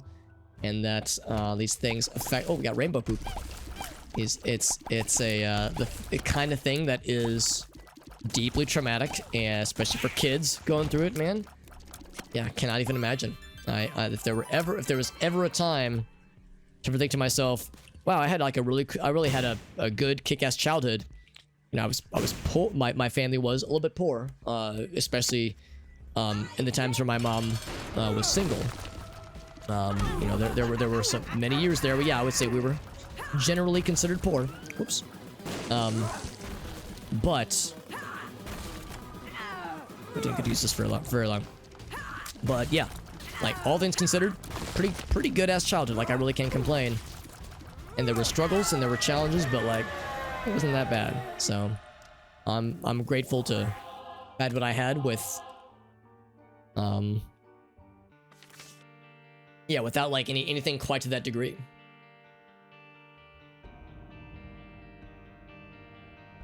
Because the idea of trying to like challenge those negative attitudes and trying to challenge those like assumptions people make about it, I think helps to make it more human. I remember when I was growing up, or not so much when I was growing up, but when I was in high school, a really popular joking subject, like an easy joke target, was sex workers. You know, people would joke about dead prostitutes like it was like, oh, it's so funny and so hilarious.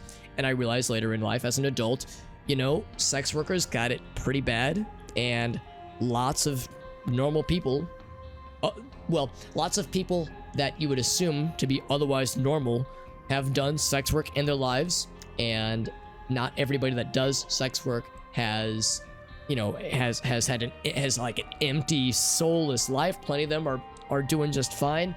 Yes, there are instances where people do it out of desperation. There are instances where it's because of human trafficking, and those cases should be, you know, those kinds of unsavory cases should absolutely be sympathized with, and we should do what we can to help it. But joking and like trivializing it and making it like an other kind of situation, as opposed to humanizing it and making it more like making it seem less yeah, I don't know what like the word for it, but the opposite of humanized, I guess, demonized maybe, I don't know. The idea of like, oh, that doesn't happen to normal people or regular people, or wouldn't happen to anybody that I know.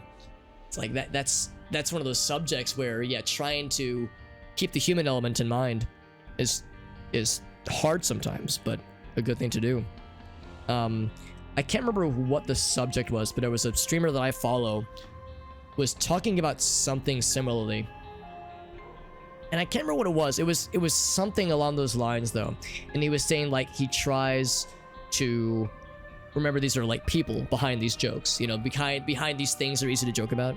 Like these are real people with thoughts and feelings and memories and childhoods and joys and sorrows. The same emotional depth that we all have are felt by these people that are easy punching bags for jokes and shit like that. So it's like same kind of idea, like trying to keep the human element at the top of their brain. I was like, yeah, it's a very good sentiment. And things are safe now. Good. Got a cool job. You can teach kids that refer to you as, what is it, the Empress, I believe. Some good shit. Not the Oxford comma. From a lot of responses, sure, yeah. I've some friends that have kind of like Quirky was saying, where yeah, they've experienced some degree of homelessness once in their life, and yeah, that amount of uncertainty, especially as a kid. I mean, how could that not impact the rest of your life in some way? Like, how does that not color your experience for everything going forward? I can't imagine. I really can't. Okay, cool. Because we actually saw those kinds of bosses a stream or two ago, where there was like a differently colored boss variant, and I was like, oh, is it a champion boss maybe? Oh, we saw a blue mom. That's what it was. It was a blue mom a blue mom's foot, and I was like, why is she blue? What the fuck? A lot of shit in the past 6 years, yeah. Without some of them. That's the thing too, Nitro. For better or for worse, our experiences form us, our personalities, and what makes us human. For better or for worse, we're all a summary of our experiences and our memories and our joys and our sorrows. So yeah. But yeah, the past 6 years, yeah, it's like ever since David Bowie died, man, after it was like January 2016, and the rest of it's all been fucked ever since, man. Find things as we get older, yeah. Things like writing you off as a bad, oh yeah, for sure. But then realizing like there are ways to, getting like the help needed, ways to make that kind of stuff easier, for sure. Back in the 90s, we didn't know as much, you're right, yeah. Yeah, because that kind of stuff, it's like, yeah, like, oh man, I wish I would have known what I know now, because I could have, sought this kind of help before. Yeah, it's hard sometimes to make peace with that, because yeah, sometimes it really is a matter of we just didn't know back then, or I personally didn't know. I mentioned, like I said, the kinds of things that were acceptable to joke about when I was in high school. We were kids, we should have known better, but we didn't, and we joked about those kinds of things, and we shouldn't have. And I have to resolve that. I have to resolve, like, yeah, I joked about stuff as a high schooler that were not cool to make light of. All I can do nowadays is try to, not try to correct that when I see it, try to gently remind people there are people behind these things, and not to dwell too much on it. But yeah, you're right. It's like you almost wish you could go back in time and write the past. Yes, yeah, Empress, that's right, exactly. The mean-spirited humor, yeah, oh yeah. And that's something that I for those who've joined in on the Gartic phone streams, that's something I try so hard to like drill down or nail down rather, is like, I like joking about cursed stuff. I love joking about whipping my dick out on stream and enjoying a nice horse jizz cocktail. I like the weird shit, but yeah, like the mean-spirited 4chan humor is kind of adjacent a little bit to the kind of humor that I like, and it's close enough where I've had to like shore some of that up when I see it going down that direction. It's like, whoa, we don't venture down that boulevard of humor, because yeah, the mean-spirited stuff, God, I've seen a lot of things on social media lately, especially it feels that has been making the rounds a lot lately. A lot of anti-trans stuff, a lot of like really at its core, they're not trying to be hateful, but there's like an aftertaste, like a very bitter aftertaste of like just like an anti-LGBT flair to a lot of this kinds of like, yeah, like this bad like mean-spirited humor that I'm seeing like on social media, Twitter, Instagram, what have you. And it's mostly the fringes, it's not a mainstream thing, obviously, but it's still upsetting. And it's like, I've been a few creators where like I see that kind of thing being propagated by them, and I just go, oh, that's a shame, having to like, distance myself a little bit sometimes from some circles, when you see the kinds of things that they think are okay to joke about. It's tricky. Yeah, blue and red mom. Yeah, I saw the blue mom. I think I haven't myself seen the blue mom. I think I was watching another streamer. Life gives you lemons, by the way. I was watching Mike, I think, when he was playing. He got a blue mom. But in my game, I want to say last week, maybe it was sooner than that. But I feel like I saw something that was similar. It was like a differently colored boss champion thing. Did social media? Yeah, I can't blame anybody off Full Devil for being like, well, maybe it's not for me. I peed. Oh wait, do I just get free pee forever? Oh, it's I can use it once per room. I think that's what this is. I also have the lemon party pill, which is great. Of course, this spawns creep, which is good, but if nobody walks over the creep, then it doesn't do me no good. Boy stuff was yeah, January 2016. It was a couple days into 2016. I remember it well because Black Star, his Swan Song album came out a week prior, I think, and I remember my friends Corey and Brad, a bunch of my college buddies, listened to it. We loved it. We're like, this is a very good album. We love this a lot. Then just a few days later, Bowie passed away. It's like, fucking hell, man. We had no idea. Brought new context to a lot of the music in that album. A lot of the songs and their subjects became very very clear as far as like what they were getting at. I want to lure him over here so we can drop a bomb.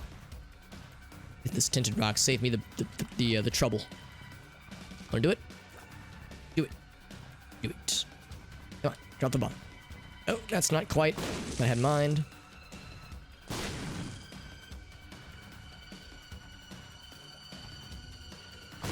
I really want him. There we go. There we go. What a homie. Oh god, troll bomb, please.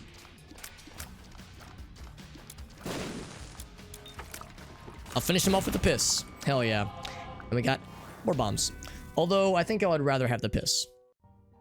Well, actually, would I? Is that true? I don't know. I don't know which one I would rather have, actually. Oh, it charges when we take damage. Oh, okay. So maybe, yeah, maybe Lemon Party is the one to keep.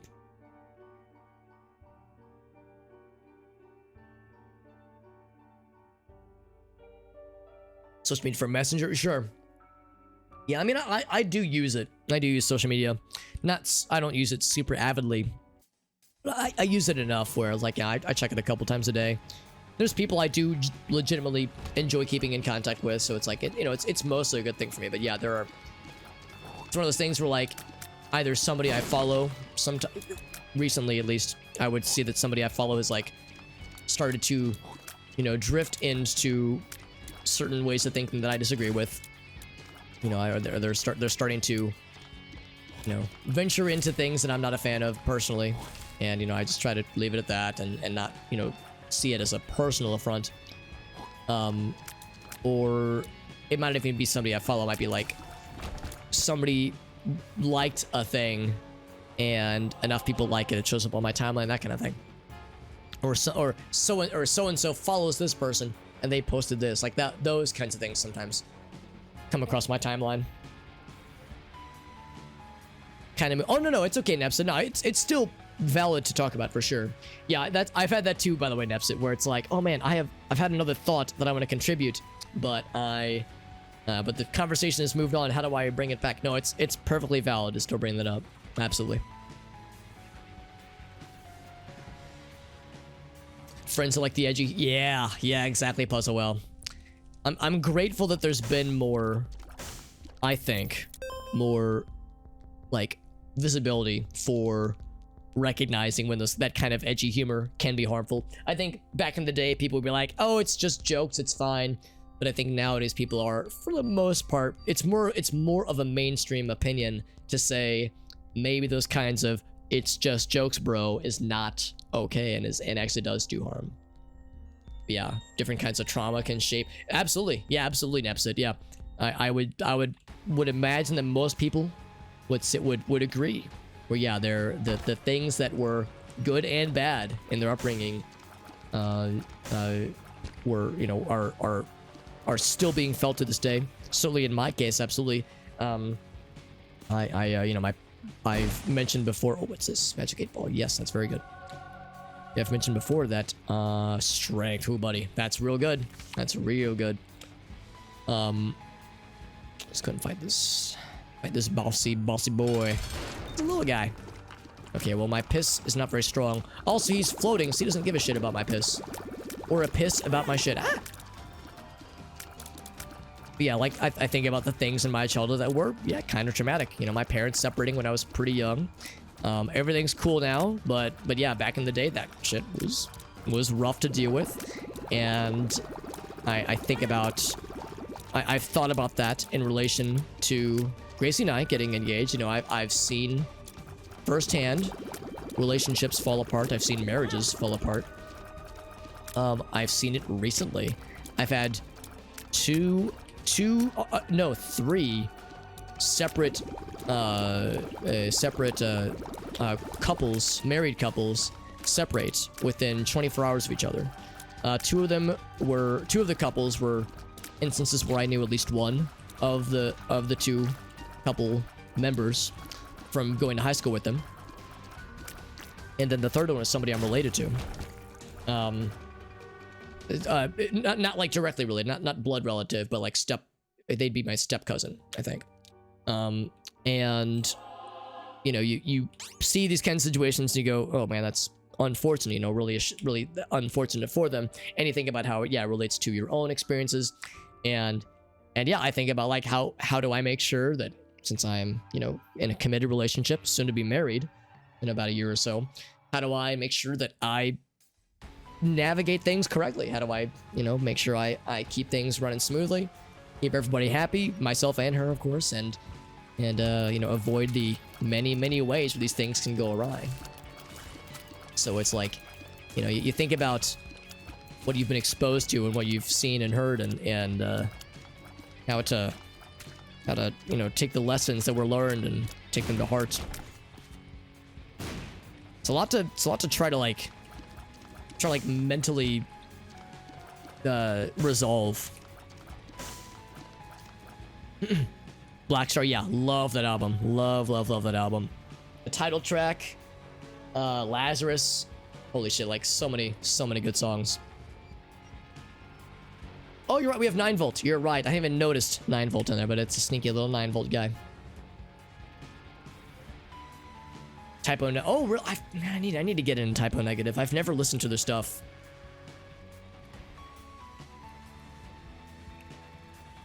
Bit more key when you're streaming. Well, I mean, I don't have to read social media.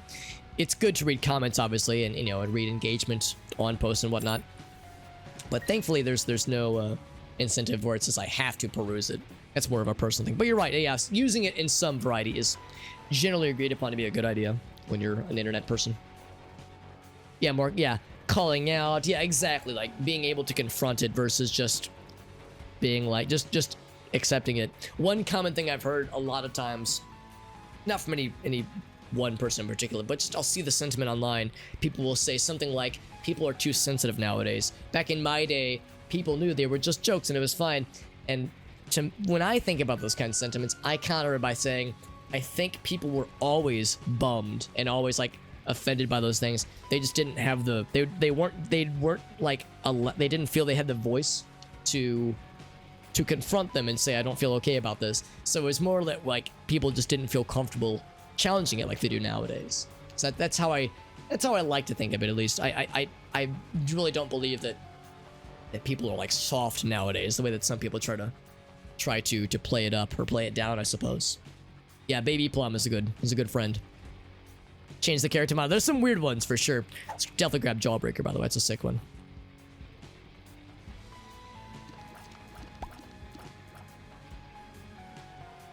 Freedom of speech is an all or nothing thing.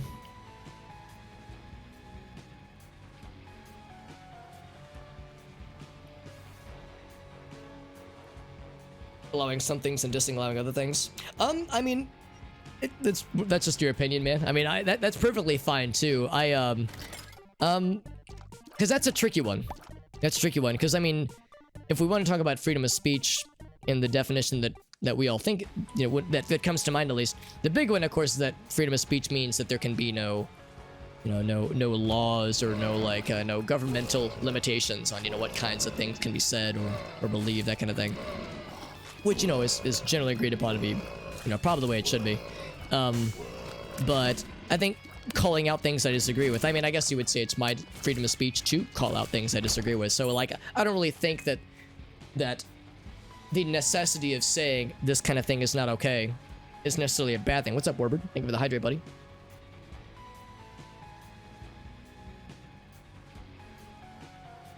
Because, I mean, I guess it depends on how that kind of thing is being wielded.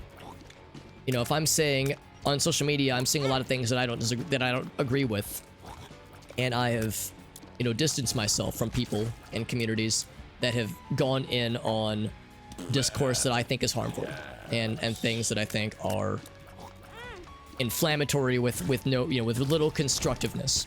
I don't feel that's me saying that person should be deplatformed. I'm just saying, like, I think that's shitty, and I disagree with their shittiness, and I think what they're doing is bad. You know, I think that kind of discourse should not be encouraged. But I'm not trying to say they should be deplatformed. They should be removed.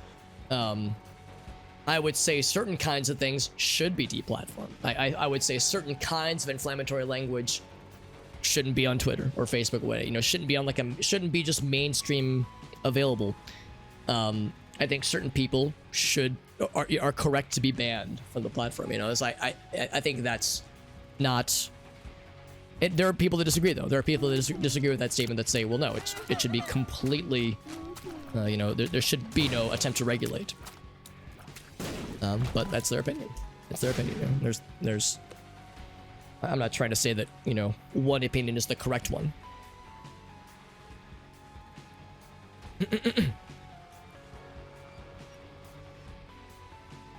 People coming out, yeah, that's a big one too, Nepsit. Yeah, that's a big one too. I firmly believe that there have always been people that have never felt comfortable, you know, making that part of their identity known because there wasn't a safe place for it back then.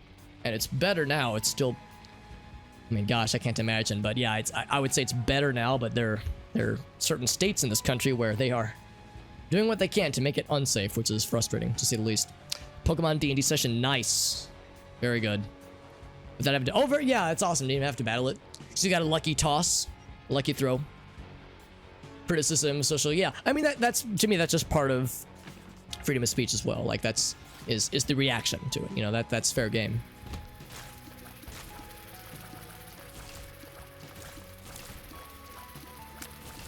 Government and corporate persecution. Well, I guess the corporate persecution is where it gets tricky, because like if we're talking about like Twitter, for instance, you know, Twitter banning people from spouting. Well, all right, here's a really good example. So Destiny, the streamer Destiny, just got banned from Twitch like last week, and I think it was pretty recent, and he had been banned several times. He's had several warnings.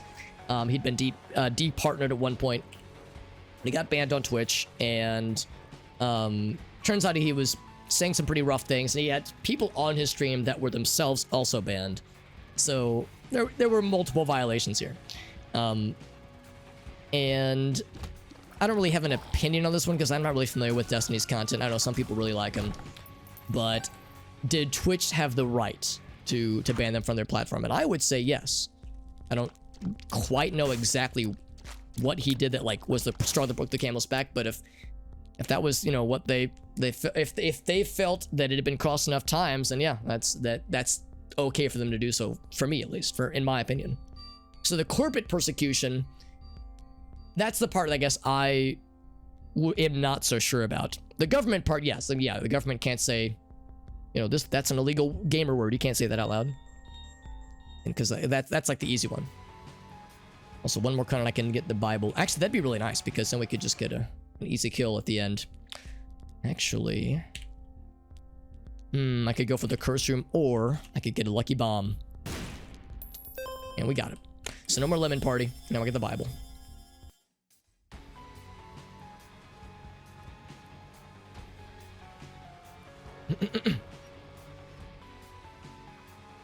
Freedom of consequence for people around you. They can, yeah, it's like that's where it gets more subjective, obviously.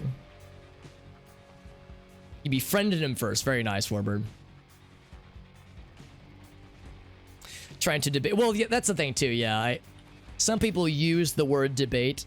You know, just debate me, bro. Like some people use that word. It's not like a good argument or a good faith argument though. Like they're trying to they call it a debate, but they have other things. I mean, you know, they're not seeking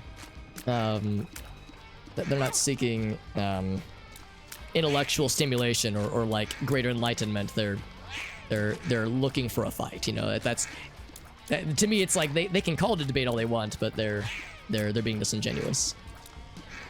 So it's like that's what I've seen very much so on things like social media.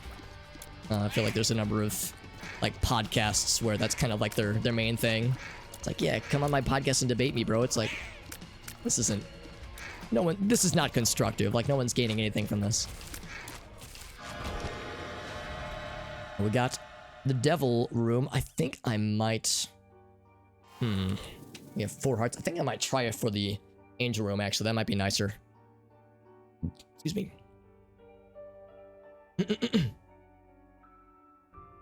Excuse me. Never heard of people changing their first name, really?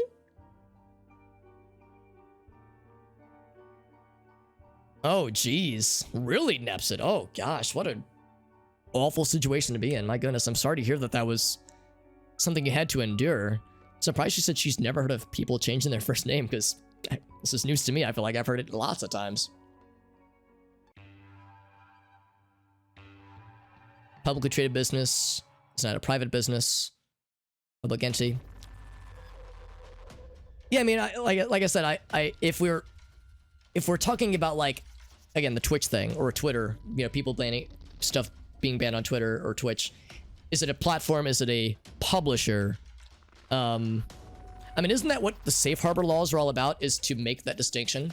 Because yeah, by that definition, Twitch is definitely not a publisher. Twitch is a platform. Twitter, I don't know. That one, I guess I'm not as sure about. YouTube would be a platform, not a publisher, because of like safe harbor, that kind of thing. So I guess with like Twitter or Facebook, I guess it's a little bit more of a gray area. But I don't know. I'm not really, I guess I'm not too bummed or too like concerned with finding like a legal definition. Oh boy, that was scary. For those kinds of things. I think for me, it's more about just on like a more squishy qualitative level than a quantitative definition for the discussion of should certain accounts or certain people be deplatformed from Twitter or from Facebook. It does get tricky because if we say, okay, neo-Nazis should be removed from Twitter, that's probably not an extreme sentence to say. But it does mean that there are people that share some of their beliefs, not all, and maybe not as extreme, but some of their beliefs. Should they also be removed?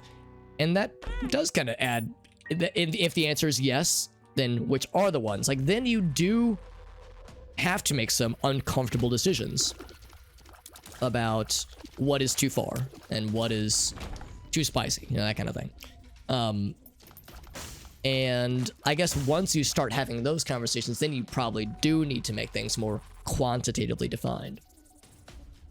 So if you're, a Twitter moderator, or that's probably a dumb thing to say, or an administrator rather, then yeah, then you kind of would have to itemize things. Also, I haven't looked at the chat for a second, and I would like to, but well, these spiders are gone.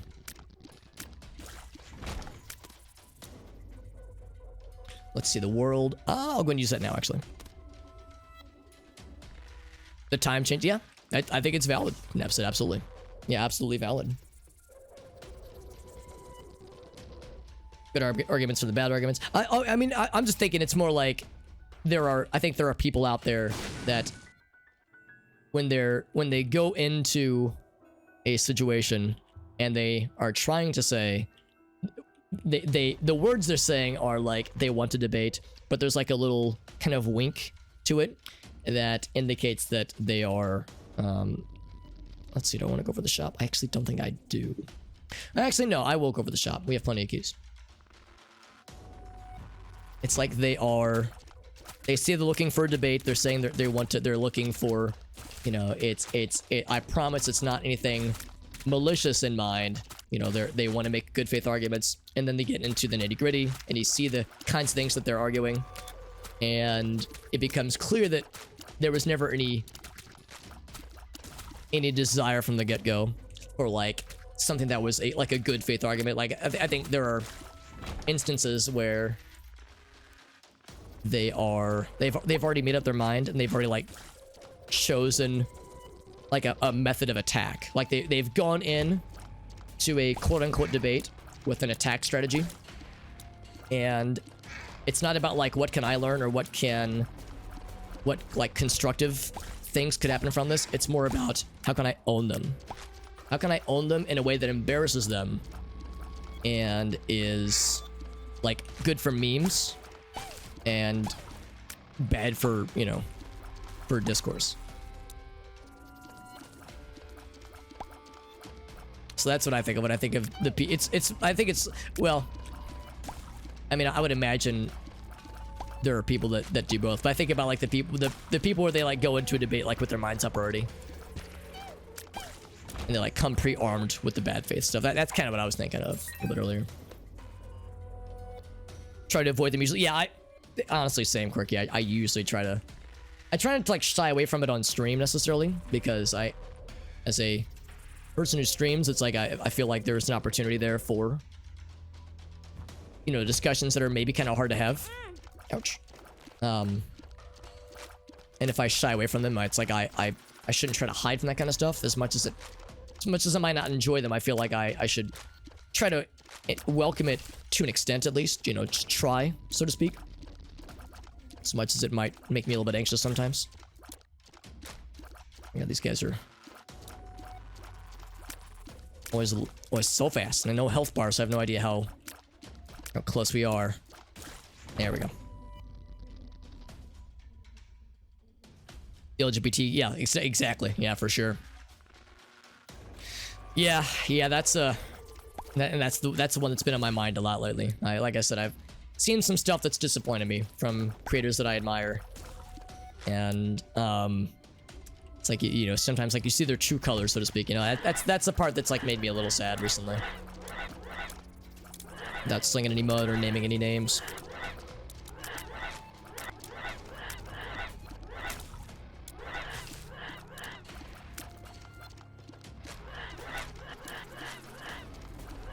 Oh my god. Please. Now, what is the blue? I think the blue one, I think he rewards bugs. Either spiders or flies.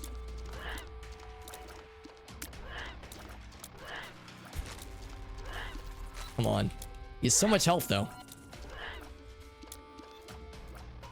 Why are you still alive? There we go. Okay, he just explodes. Fire rate up, or which one is better? Refuse to mute them. Public downvotes. KYM. What's KYM? I guess that's probably a... Wait, is that... It might be a streamer. Maybe.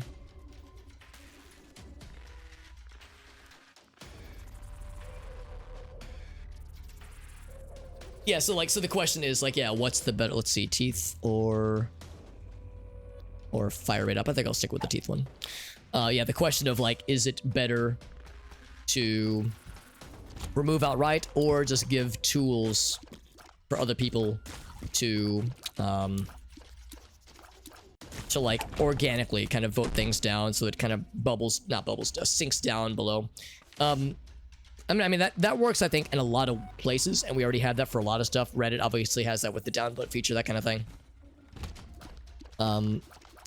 But also Reddit has removed subreddits that were very popular and had a lot of a lot of posts going, but were deemed to be far too problematic to keep going. So it's like I think a lot of websites recognize, yeah, that there is a limit, and that there is a threshold where after you've crossed it, it's a done deal. Like, it's a done deal, and it shouldn't be kept going anymore. So I think that's the line in the sand, is like we try, kind of like what Wirewolf was saying, like try like to have ways to organically, you know, soften things without removing outright. But then yeah, after a certain point, then we gotta cut it. Properly refute them, and they'll go away on their own. Well, unfortunately, that doesn't work with some communities. Clearly, that's the hard thing too, because one thing that has been an issue, you know, using some obvious examples with the less than savory communities on Reddit and Twitter and whatnot, is like they don't go away, they just relocate to like other places. So it's like, you know, instead of gathering here, instead of gathering here in the open, they might gather here instead in like a different platform or a different group. It's like a lot of times there's not really the reaction of, oh, I must have been in the wrong. It's, I'm being, you know, persecuted. You know, I'm being persecuted for my beliefs, and I need to find more like-minded people and insulate myself more. So that's a tricky thing, is like how to properly address it and to properly like make it known so it's been refuted. So that's where it's tricky, because like I feel like there have been instances in the past where that hasn't been enough. Looking for attention and starting shit, yeah. Well, again, just like the bad faith argument stuff like we were saying earlier, yeah. What's up, Bill Gossam? Game devs wrangling faults that cheat, yeah. Yeah, and that's like a terms of service thing too, especially if it's a multiplayer game, because it impacts other people's experiences, obviously. Oh, sorry, Quirky, I missed it. Yeah, I'm really liking the teeth actually, but I saw that one too. Kansas pretty good. That's a pretty good one. I could go back for it. Capitalism has solved world hunger. Oh man, well, I mean, it's. I don't know. I don't want to like say anything bad, but like there's still a lot of world hunger right now, obviously, and there's a lot of hunger in this. A lot of people that are, you know, that don't have enough food in this country, despite being a capitalist country. So it's, you know, we got a ways to go, obviously. Social media links, yeah. Like even like the stuff they don't like. There have been a few instances where I've, out of curiosity, I've like checked somebody's likes, despite, you know, there's the one thing with like what are they posting, and the things that they're like propagating. Intentionally, and then the things that they're kind of like soft propagating, the things that they're liking. I've never checked like their follow pages and whatnot, but on Twitter, for instance, you can see the likes page really easily. There have been a few times where I would see that and I would go, ooh, that like that's, you know, was revealing, unfortunately.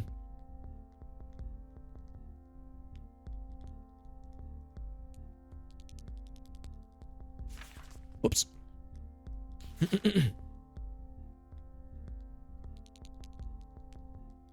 Still getting caught up here.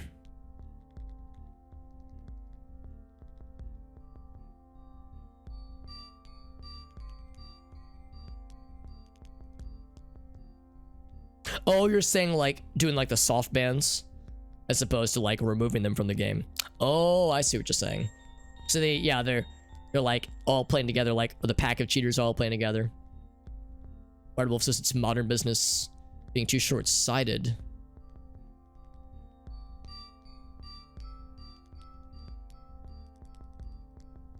Let me reread that. I'm trying to understand.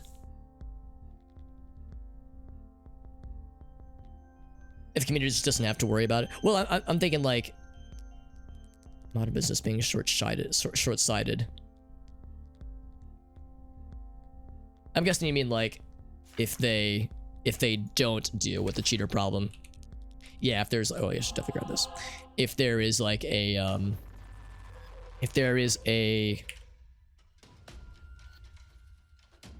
see, that's the one, yeah. Let's go and try it out. If there is a multiplayer game community or something that is, it's a pretty good fire rate actually. Multiplayer game that is, yeah, like they're just turning like a blind eye to it, turning a blind eye to cheaters in their community, that kind of thing. Get the T first sometimes.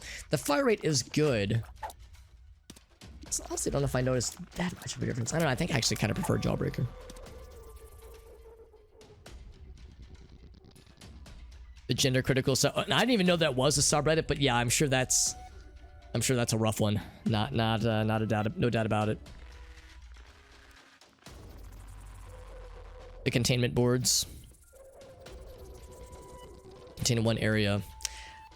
I guess I question if that really does contain things, though. I guess that's the part where I'm a little bit, maybe I'm just cynical about it, because I would worry that, you know, if they're continued to be on the platform, and, you know, we're like using subreddit as an example, if we are saying that certain subreddits are, you know, they're okay to exist because it's just one subreddit that is isolated, and that there is no way that it can be, that can like infect other subreddits. Guess that's an interesting argument to make, but I'm just thinking, like, if we allow super problematic subreddits to exist on the platform, I mean, I guess you could hide them. I guess you could like hide them from view, make them private, so that like only like certain kinds, only like you can only get in if you have an invite or something like that, or like a direct URL, so it's like not on the search directory. I guess you could do it that way, I guess, but I guess I still would worry that would like still impact, you know, the overall websites, the overall platforms type of discourse. You know, if a thing like that becomes popular enough, it's enough people talking about it, I still feel like that kind of thing can still propagate on its own, despite, you know, being hidden in the standard view, but still very much reachable through other means. It's like it's still able to propagate. It might be dampened, but I don't know. I guess I would question if it would really do that much good to truly hide it, to truly, like, you know, would it be enough, you know, to really like communicate that this is something that we're not okay with.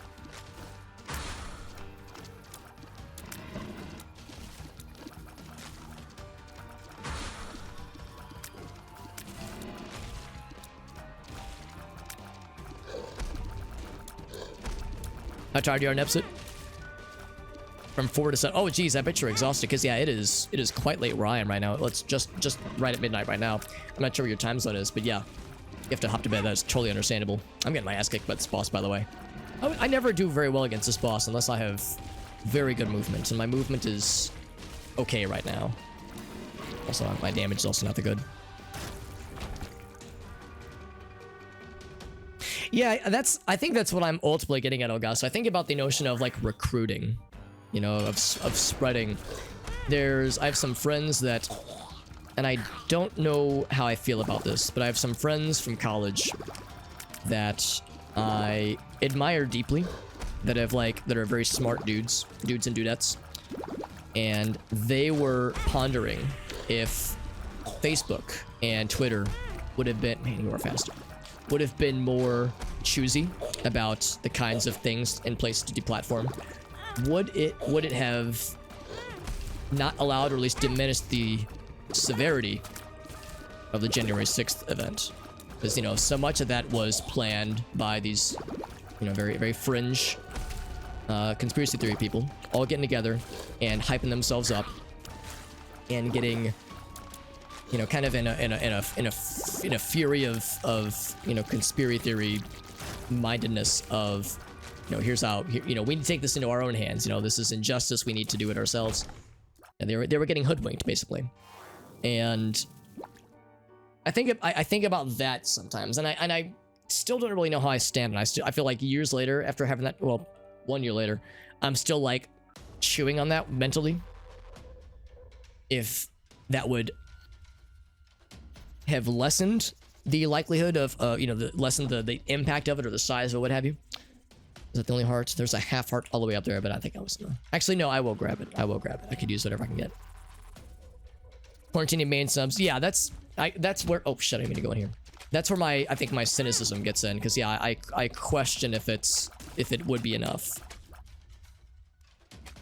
I don't really have the data to say that it isn't, or to say that, you know, attempts to quarantine problematic communities or unsavory Twitter accounts, you know, shadow banning, what have you. I don't know if I have like the personal intel to say definitively this doesn't work, but I would be skeptical that it would. It is 1 a.m. Yeah, like I said, Nepsid, nobody could blame you for wanting to hop off. It is quite late where you are. That is very, very understandable. Also, finally caught back up on chat. So back to this one again. So our fire rate is higher now. Okay, that is pretty good. I like Jawbreaker a lot, but maybe this would be more guaranteed DPS. If we had really good luck, Teeth would be great, or the Jawbreaker would be great. Yeah, I think I will stick with Cancer. Now that I'm seeing, now our stats are a little bit higher already. I think that probably is the right call. This floor was kind of rough, actually. We got a lot of nice things. This is a tough one because it was a XL floor with no treasure room. It's a lot of challenges don't give you treasure. Ever. Like, no treasure rooms ever. The last challenge was unique in that sense, in that it did. This one, not so much. Also, there should be a secret. Or a super secret, that is. Oh, why'd I go in here? Darn it. I wasn't paying attention. I was looking at the map. So we have lots of bombs. I feel like I might as well. Soul Heart too. That's very nice. That's very nice. So as far as where the super secret could spawn, so it can't be here. It can't be. Yeah, there's a lot of places where this can't be. It could be here. Nice. This is the super secret room. I think I will probably not get that mimic chest. Because we're already down. We're already kind of vulnerable here. We don't have a ton of hearts. And our DPS is good, but not amazing. We just need to get to the final boss. We just need to enter the boss room. And we're one more floor away from that. So we just kind of need to limp along here. Well, okay. One full floor plus boss, then the next full floor. That's what we need to strive for. Oh, Jesus. This guy's always bamboozling me with the long neckies. Necky boys. Some Halo ads. Oh, probably the Paramount Plus series, right? One-legged duck, because that's been... God damn it. That's been... God damn it. That's been... That's been getting advertised a lot. And a lot of people are pretty excited about it. I've heard mostly good things about it from people that I know that are pretty big Halo fans. So it sounds like people like it. This is so annoying when you got all these rocks in the middle. And I can't hit them until they're right on me. There we go. These guys are just very slow and arduous to deal with. Have a great night, Neps. And thank you again for chilling with us and for sharing lots of nice things. It was very... Some very good stuffs, honestly. Some very good stuffs all across the board. This room's gonna take a minute because we need to damage things more gooder when they're in their, like, little meaty lump form. To actually kill them like that. But they do restore health slowly over time, so it's like... It's a multi-stage process. There we go.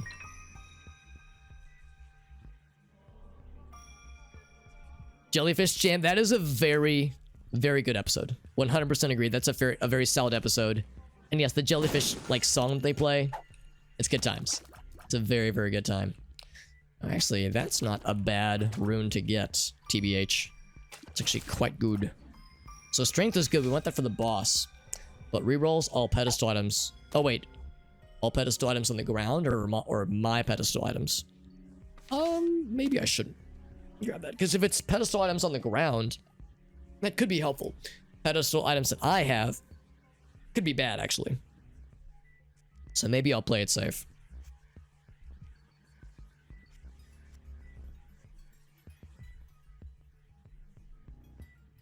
Like Spotify, yeah. It's a thing that recently became available, and of course it's been hyped for a long time. It's been in development for years and years, so it's a thing that's gonna have a lot of advertisements, no doubt about it. Have a good night, Quirky. Thanks again for hanging out.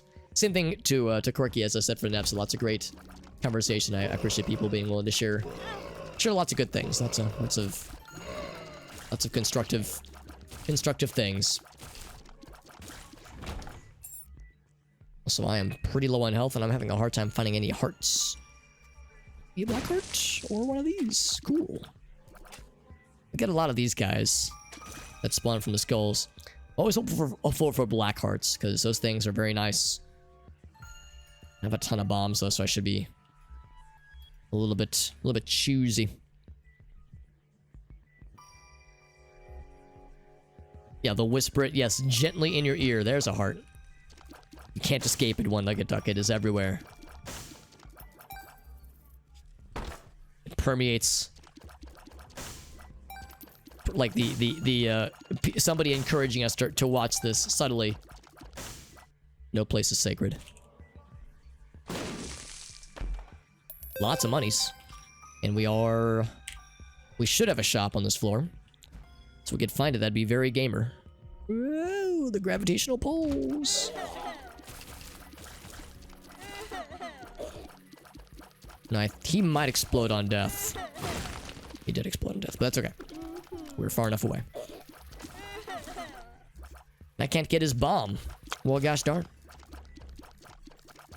There's a shop right there. Thank goodness. So now, actually, all we have to do is focus on finding the boss for this floor. Another bomb that I cannot... Well, okay, let's put this. I'll use a bomb to gain a bomb. How's that? Genius.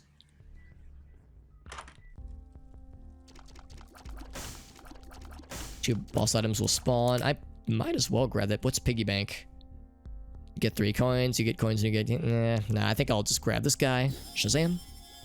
This guy. Shazam. And I will get this one too. I might as well. And there's one more shop after this, so I'll save the rest.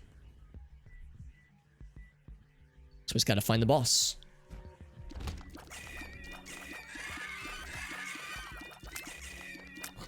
Do not like these bad boys. Do not like them a lot. Ooh, the way they teleport always makes me nervous. There we go.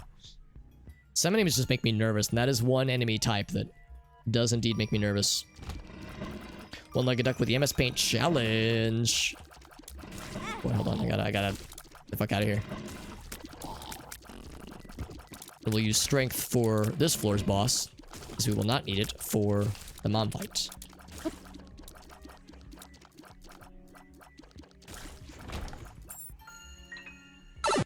Yeah, we learned a lot today. We learned a lot about cows. Look, I can't even talk right. Cows, artificially inseminating them, and all the perils that can happen in between. I'm gonna see if we can. I'm gonna see if we can get this run, bring this run home. But yeah, there's sometimes hits a point where I'm like, I realize that my low energiness is affecting my ability to do the TED Talks properly. Give them the time and energy that they deserve. I'm going to bomb this to get soul hearts. No soul hearts for Alex. Yeah, the bummer thing is we got 2 graphs. Graphs can be kind of rough to deal with, honestly, because it's hard to make them funny. Graphs are like very dry usually. And the other downside is that lately a lot of graphs are like very not fun. Like most of the graphs we get are about NATO and about the Russian-Ukrainian conflict, despite having subjects that have no relation to those very real-life things. So it's like every time a graph shows up, I get a little bit nervous because it's like, oh fuck, what now? But I know it's only temporary because eventually they'll like get back to normal and being less weird. So I want the monies, but I don't want to get got by these guys. Jump right into the fight. Let me go and use this. I think we can fight this guy pretty confidently, probably, except he's making some friends. I might have to use that poop as a shield, the poop shield. Or I can just try to like position myself correctly. This guy's got a lot of health. Oh shit. So I want to make sure I give myself enough room to maneuver. Try to squash those guys as quickly as I can before they can fester. Oh, he does a different one. Oh god, I'm big now. Why am I big? Must have gotten something that embiggens me earlier. My damage is really good though. Damage of 6 is pretty darn good, but I'm having a hard time. This guy down. We keep making more friends. Okay, I think it's because he's less than half health. He's doing the different attack pattern now. Excuse me. Oh god. Oh, that's fine, that's fine. Oh, except it's not fine. We don't have the helm anymore. That was the last run. Oh god, he's got new attack patterns. Jesus, this is a hard fight. Ouch. And then right on my noggin. That's okay, that's okay. We're still doing fine. Ah! Eee, shit. It's a tough fight, man. Good lord. This is well before the end, too. It'd be one thing if we were getting into the final frontiers. Blast eye, a little bit of damage, or speedball. Speed and shot speed up. I'll probably go for the damage. And more luck.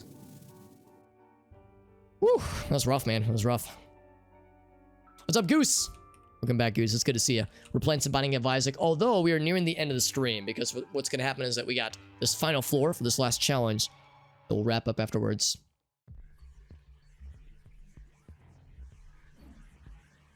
Maybe if I would have left the poops up. I know they would have blocked the beams for a bit. I wonder if that would have actually destroyed the poops, because obviously our tiers break the poops. But I actually don't know if the bosses, like, beams would have. Oh, God. Okay, bad guys have homing tiers. Where are we exactly? It's only the depths. Kind of surprised we have such scary bosses and enemies in the depths. Because that kind of stuff is relegated for, like, the uterus or the catacombs or, like, other, you know, non-standard stuffs. But yeah, you're right, August. If we could have kept that out, that actually might have helped us a little bit. Seemed like as long as you were dead center, you were okay, but still, it's scary. It's scary when that happens. And those lasers get thrown out of there. Oh, we got the big neck lads. The necky boys. I like the necky boys in these small arenas. Yee, I don't like them. Do not like them. We just gotta get to the boss, though. We don't really even care about the shop. We just have to enter the boss arena with a fully charged Bible, and we've got a guaranteed dub. Guaranteed Winski. Which we very much like. We like those a lot. And keys. We like those too. Let's have 5 bombs. Oh, oh, I heard her.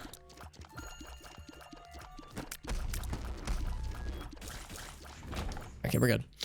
We got 5 bombs. We could try to find secrets if we wanted to. I will get 4 of them. Okay, just 2. I lied. Hey, there's a soul heart. Nice. I might try for the last one if we have more need for more soul boys. Ooh, lots of hearts. I'll grab that one. Got a 2-hearter right there, which is nice. Another soul heart, also nice. We could try to build up for the jar, but no, we definitely want, absolutely want the Bible. No doubt about it. Take that. Get a cheap card, but I think we're good. Alright, I changed my mind. More soul hearts, please. Yes, perfect. That was a worthwhile investment. Love to see it. I have plenty of keys. That's very good. We are in good shape. I am fully confident. Mostly fully confident. Now, if I was fancy, I would maybe try for those guys for the black hearts. These guys always make me nervous when they... Oh, fuck. I wasn't sure what pattern was going to be. The diagonal and cardinal.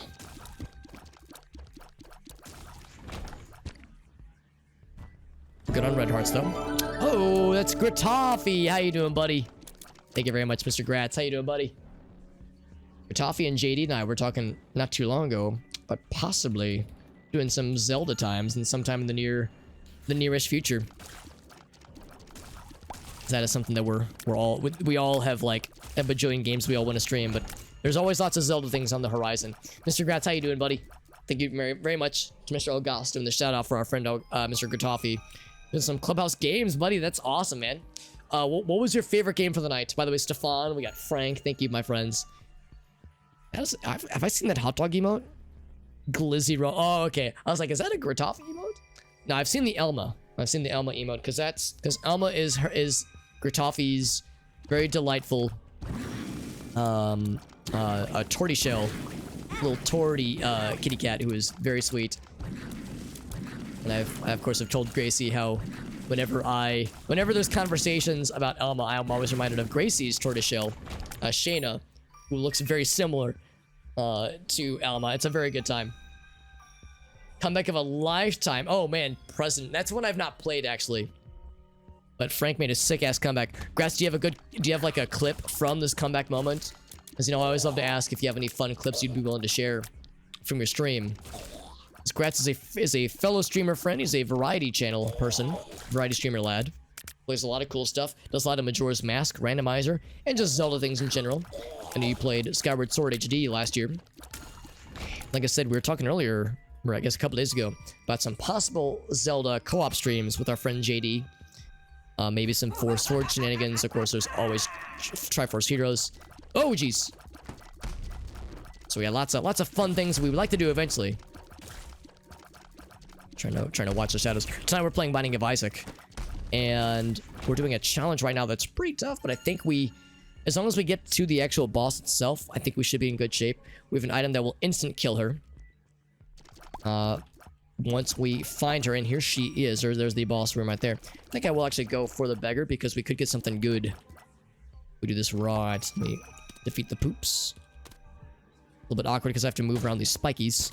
Give him a nice little red heart. Oh, and I just took damage. More red hearts. If I give him enough money, he should give me something cool and then leave. There's the something cool. Whoops. It is a fanny pack. I'll go and grab it. It's not very good, but I'll go and grab it. Here it is. Here's mom. And she's dead. So there it is. We've beat the challenge. And we got growth hormones. So now we look weird. We already looked pretty weird, but now we look even weirder. That's a challenge, boys and girls. We got that shit. We unlocked the card against humanity. Very nice. So we've unlocked a few things tonight. Easy, says Algaso. Yeah, that actually wasn't too bad. I would say the challenge that we did earlier, the cursed challenge, was way harder. The Life Gives You Lemons one wasn't too bad. And we have just a few challenges left to do. Just a few challenges left. And only a few left to unlock. Just a few. Hardly any, really. Yeah, there's still a lot of stuff in this game, obviously. What's up, grilled cheese? It's a good game, a good card. I don't think I've seen the one myself. I've watched people stream this game a lot, but I've only recently gotten into playing it myself. So I'd be curious to see what that's going to do. But GG's to all. GG's again, and thank you to Gritafi for that raid. We've had a lot of people raid us. We had Gritafi and Lemon Odyssey and Moan all raiding us earlier, which is very nice. Gritafi, I feel bad you just raided us, and I'm already bouncing out of here, man. I think it's time to call it. Thank you, Switch Dog, as well, for joining in. Now, we're going to go ahead and call it here. However, if you can stick with me just a little bit longer, one thing I want to do is, I mentioned earlier that we have our first ever instance of the bingo board. So I just added this, or I just implemented it last night and added it this morning as a command. So if you're ever curious, if you ever wanted to see whenever I am playing either Binding of Isaac, Noita, or Roller Coaster Tycoon, those are the 3 games I play on weekdays mostly. We have commands for all 3 of those things, and if you ever wanted to see one for Binding of Isaac, it's bingo, ! Bingo Isaac. And if you click that link, well, actually don't click, you have to copy and paste it. If you copy and paste that link into your browser, it'll allow you to generate your own unique bingo card that you can then use to track my shenanigans and try to get a bingo. Alex, what do I win if I get a bingo? Well, right now, nothing, because the thing is, you can actually make as many bingo cards as you want. It's not like IP address specific or anything. So there's no control over how many bingo cards you have. So I don't have anything I can do. I guess I would do a free nut, maybe a free nut dab or nut button hit or something, or a free drink of water. Here, I'll do a free drink of water right now, actually. You win some good feels. That's right. And actually, Nitro, if you wanted to, I think if you went to the top and grabbed the URL for your bingo card and posted in the chat, we'd all be able to see your card, I think. I think that's how it works. So see how mine did. Again, this is the Isaac specific bingo card. Whenever I'm streaming Noita, it would be bingo Noita. Whenever it's Roller Coaster Tycoon, it would be bingo RCT or Bing Orc T. In either of those cases, all 3 of those links are unique, and they would generate unique bingo cards based on the game that we're streaming. Like I said, this is really mainly for the single-player streams I do on weekdays. Wouldn't really have this for weekend streams. Did I die to a final boss? I didn't die at all tonight, actually, because we only did 2 runs. But yeah, we made it to the end. We completed the curse challenge first try, and we did that challenge first try as well. Yeah, I had the same thing, Frank. I was like, do I do it bingo coaster or bingo roller coaster? It's like, that's too many letters. I try to keep them short and succinct. So we'll just do bingo RCT and just have it be weird. All right, so let's see how we did. So did I get at least 20 keys? I don't think I did. I don't think I got 20 keys ever. Did I piss or poop from pills? No, I didn't. We did have Lemon Party, but we used it 3 times, but that wasn't from enjoying pills. Did we gain levitation for 1 floor? No levitation tonight. No angel rooms. Oof, this is a rough one. There was no death at all. There was no red rooms. Were there any awful items that I picked up just to try them out? No. I mean, I don't think so. I think all the items I picked up were pretty good. No internet going down. There was rainbow poop. Was there any warping out of or warping into locked rooms? We did bomb into one, but we didn't warp at all, so that doesn't work. Did we eat a bunch of pills in a single room? I don't think we did, actually. There was a number of pills eaten, but none where it was like all in a single room. Streaming on a non-standard day? Yes. Alex is live? Yes. Stream until 1:30? No, I'm actually ending stream before 1 on rare form. No libraries. Did I get to max hearts? Yes, I did. There was no blue screening. Bought 2 items from the shop? Yes. Did I start after 8:30? Yes, I did. Interest chest room? There was no chest room. There was golden poop. There was no reroll opportunities. I definitely broke character tonight twice, I would say. Attain 1 transformation? Yes. Slot machine explodes from a troll bomb? Yes. So oh man, so close to a bingo. If there was a shop reroll opportunity, we would have gotten a bingo. So yeah, so not too wild tonight, obviously, but like I said, there'll be more opportunities. Anytime I do a single player stream, we will do one of these. That is unless I'm streaming something that's like non-standard. If I were to do like a casual playthrough of another Nintendo game or something, or just any single player game I've been sitting on, of which there are several. There's a lot of Kirby games I want to play, a lot of Castlevania, a lot of Zelda. So there's a lot of games I want to get to, but for the standard stuff, we're gonna have this as a thing we can return to. And Gratafi, I can already think, if you ever wanted to make a Majora's Mask randomizer bingo, I bet it actually wouldn't be too hard to think of some things that you have seen a bunch in your Majora's Mask rando playthroughs. And I'm sure you probably know about randomizer bingo, where the bingo isn't so much the thing you look at the end. The bingo is something you play to, where you're trying to, the goal isn't to beat the game first, it's to get a bingo first. Like in the, like if there was a like certain situations you had to fulfill, get the fire arrows, beat the gosh, I'm so fucking, I'm like so frazzled I can't think of the names of things. Beat this certain dungeon, beat this boss, acquire this mask, all these things that could be done to make it into like a bingo-ified thing, either like this or something you're playing along to in like a race even. There's a lot of ways to do that, but yeah, it's something that would be super easy to think of. Dude, that's the thing, Gratafi, I always think of the fire arrows, because that's the thing that we've had in the past where we've played together, where that's been a challenge sometimes. Trying to get Brimstone. Brimstone's good. Brimstone is sick. Yeah, for Noita, I do have a lot of bingo slots for getting a certain perk, because there's only so many perks in the game. The problem with this game is if I did like the Brimstone thing, there's so many items in this game, we would almost never get that box checked. I can already think of a few combinations or changes I want to do though, because for instance, this one, blue screening or Alex's internet goes down, I would do either one, like Alex or stream drops temporarily as being for either one of these, because very rarely would these both happen. Obviously, hopefully they would both not happen. So I try to think of things that are attainable and like there's like a decent chance of it happening every run. The other downside is that some of these just wouldn't work for greed mode. There would be no library, there's no chest room for greed mode. You can reroll the shop in greed mode. There's no red dice room. It's hard to get keys, so certain things wouldn't work across the board.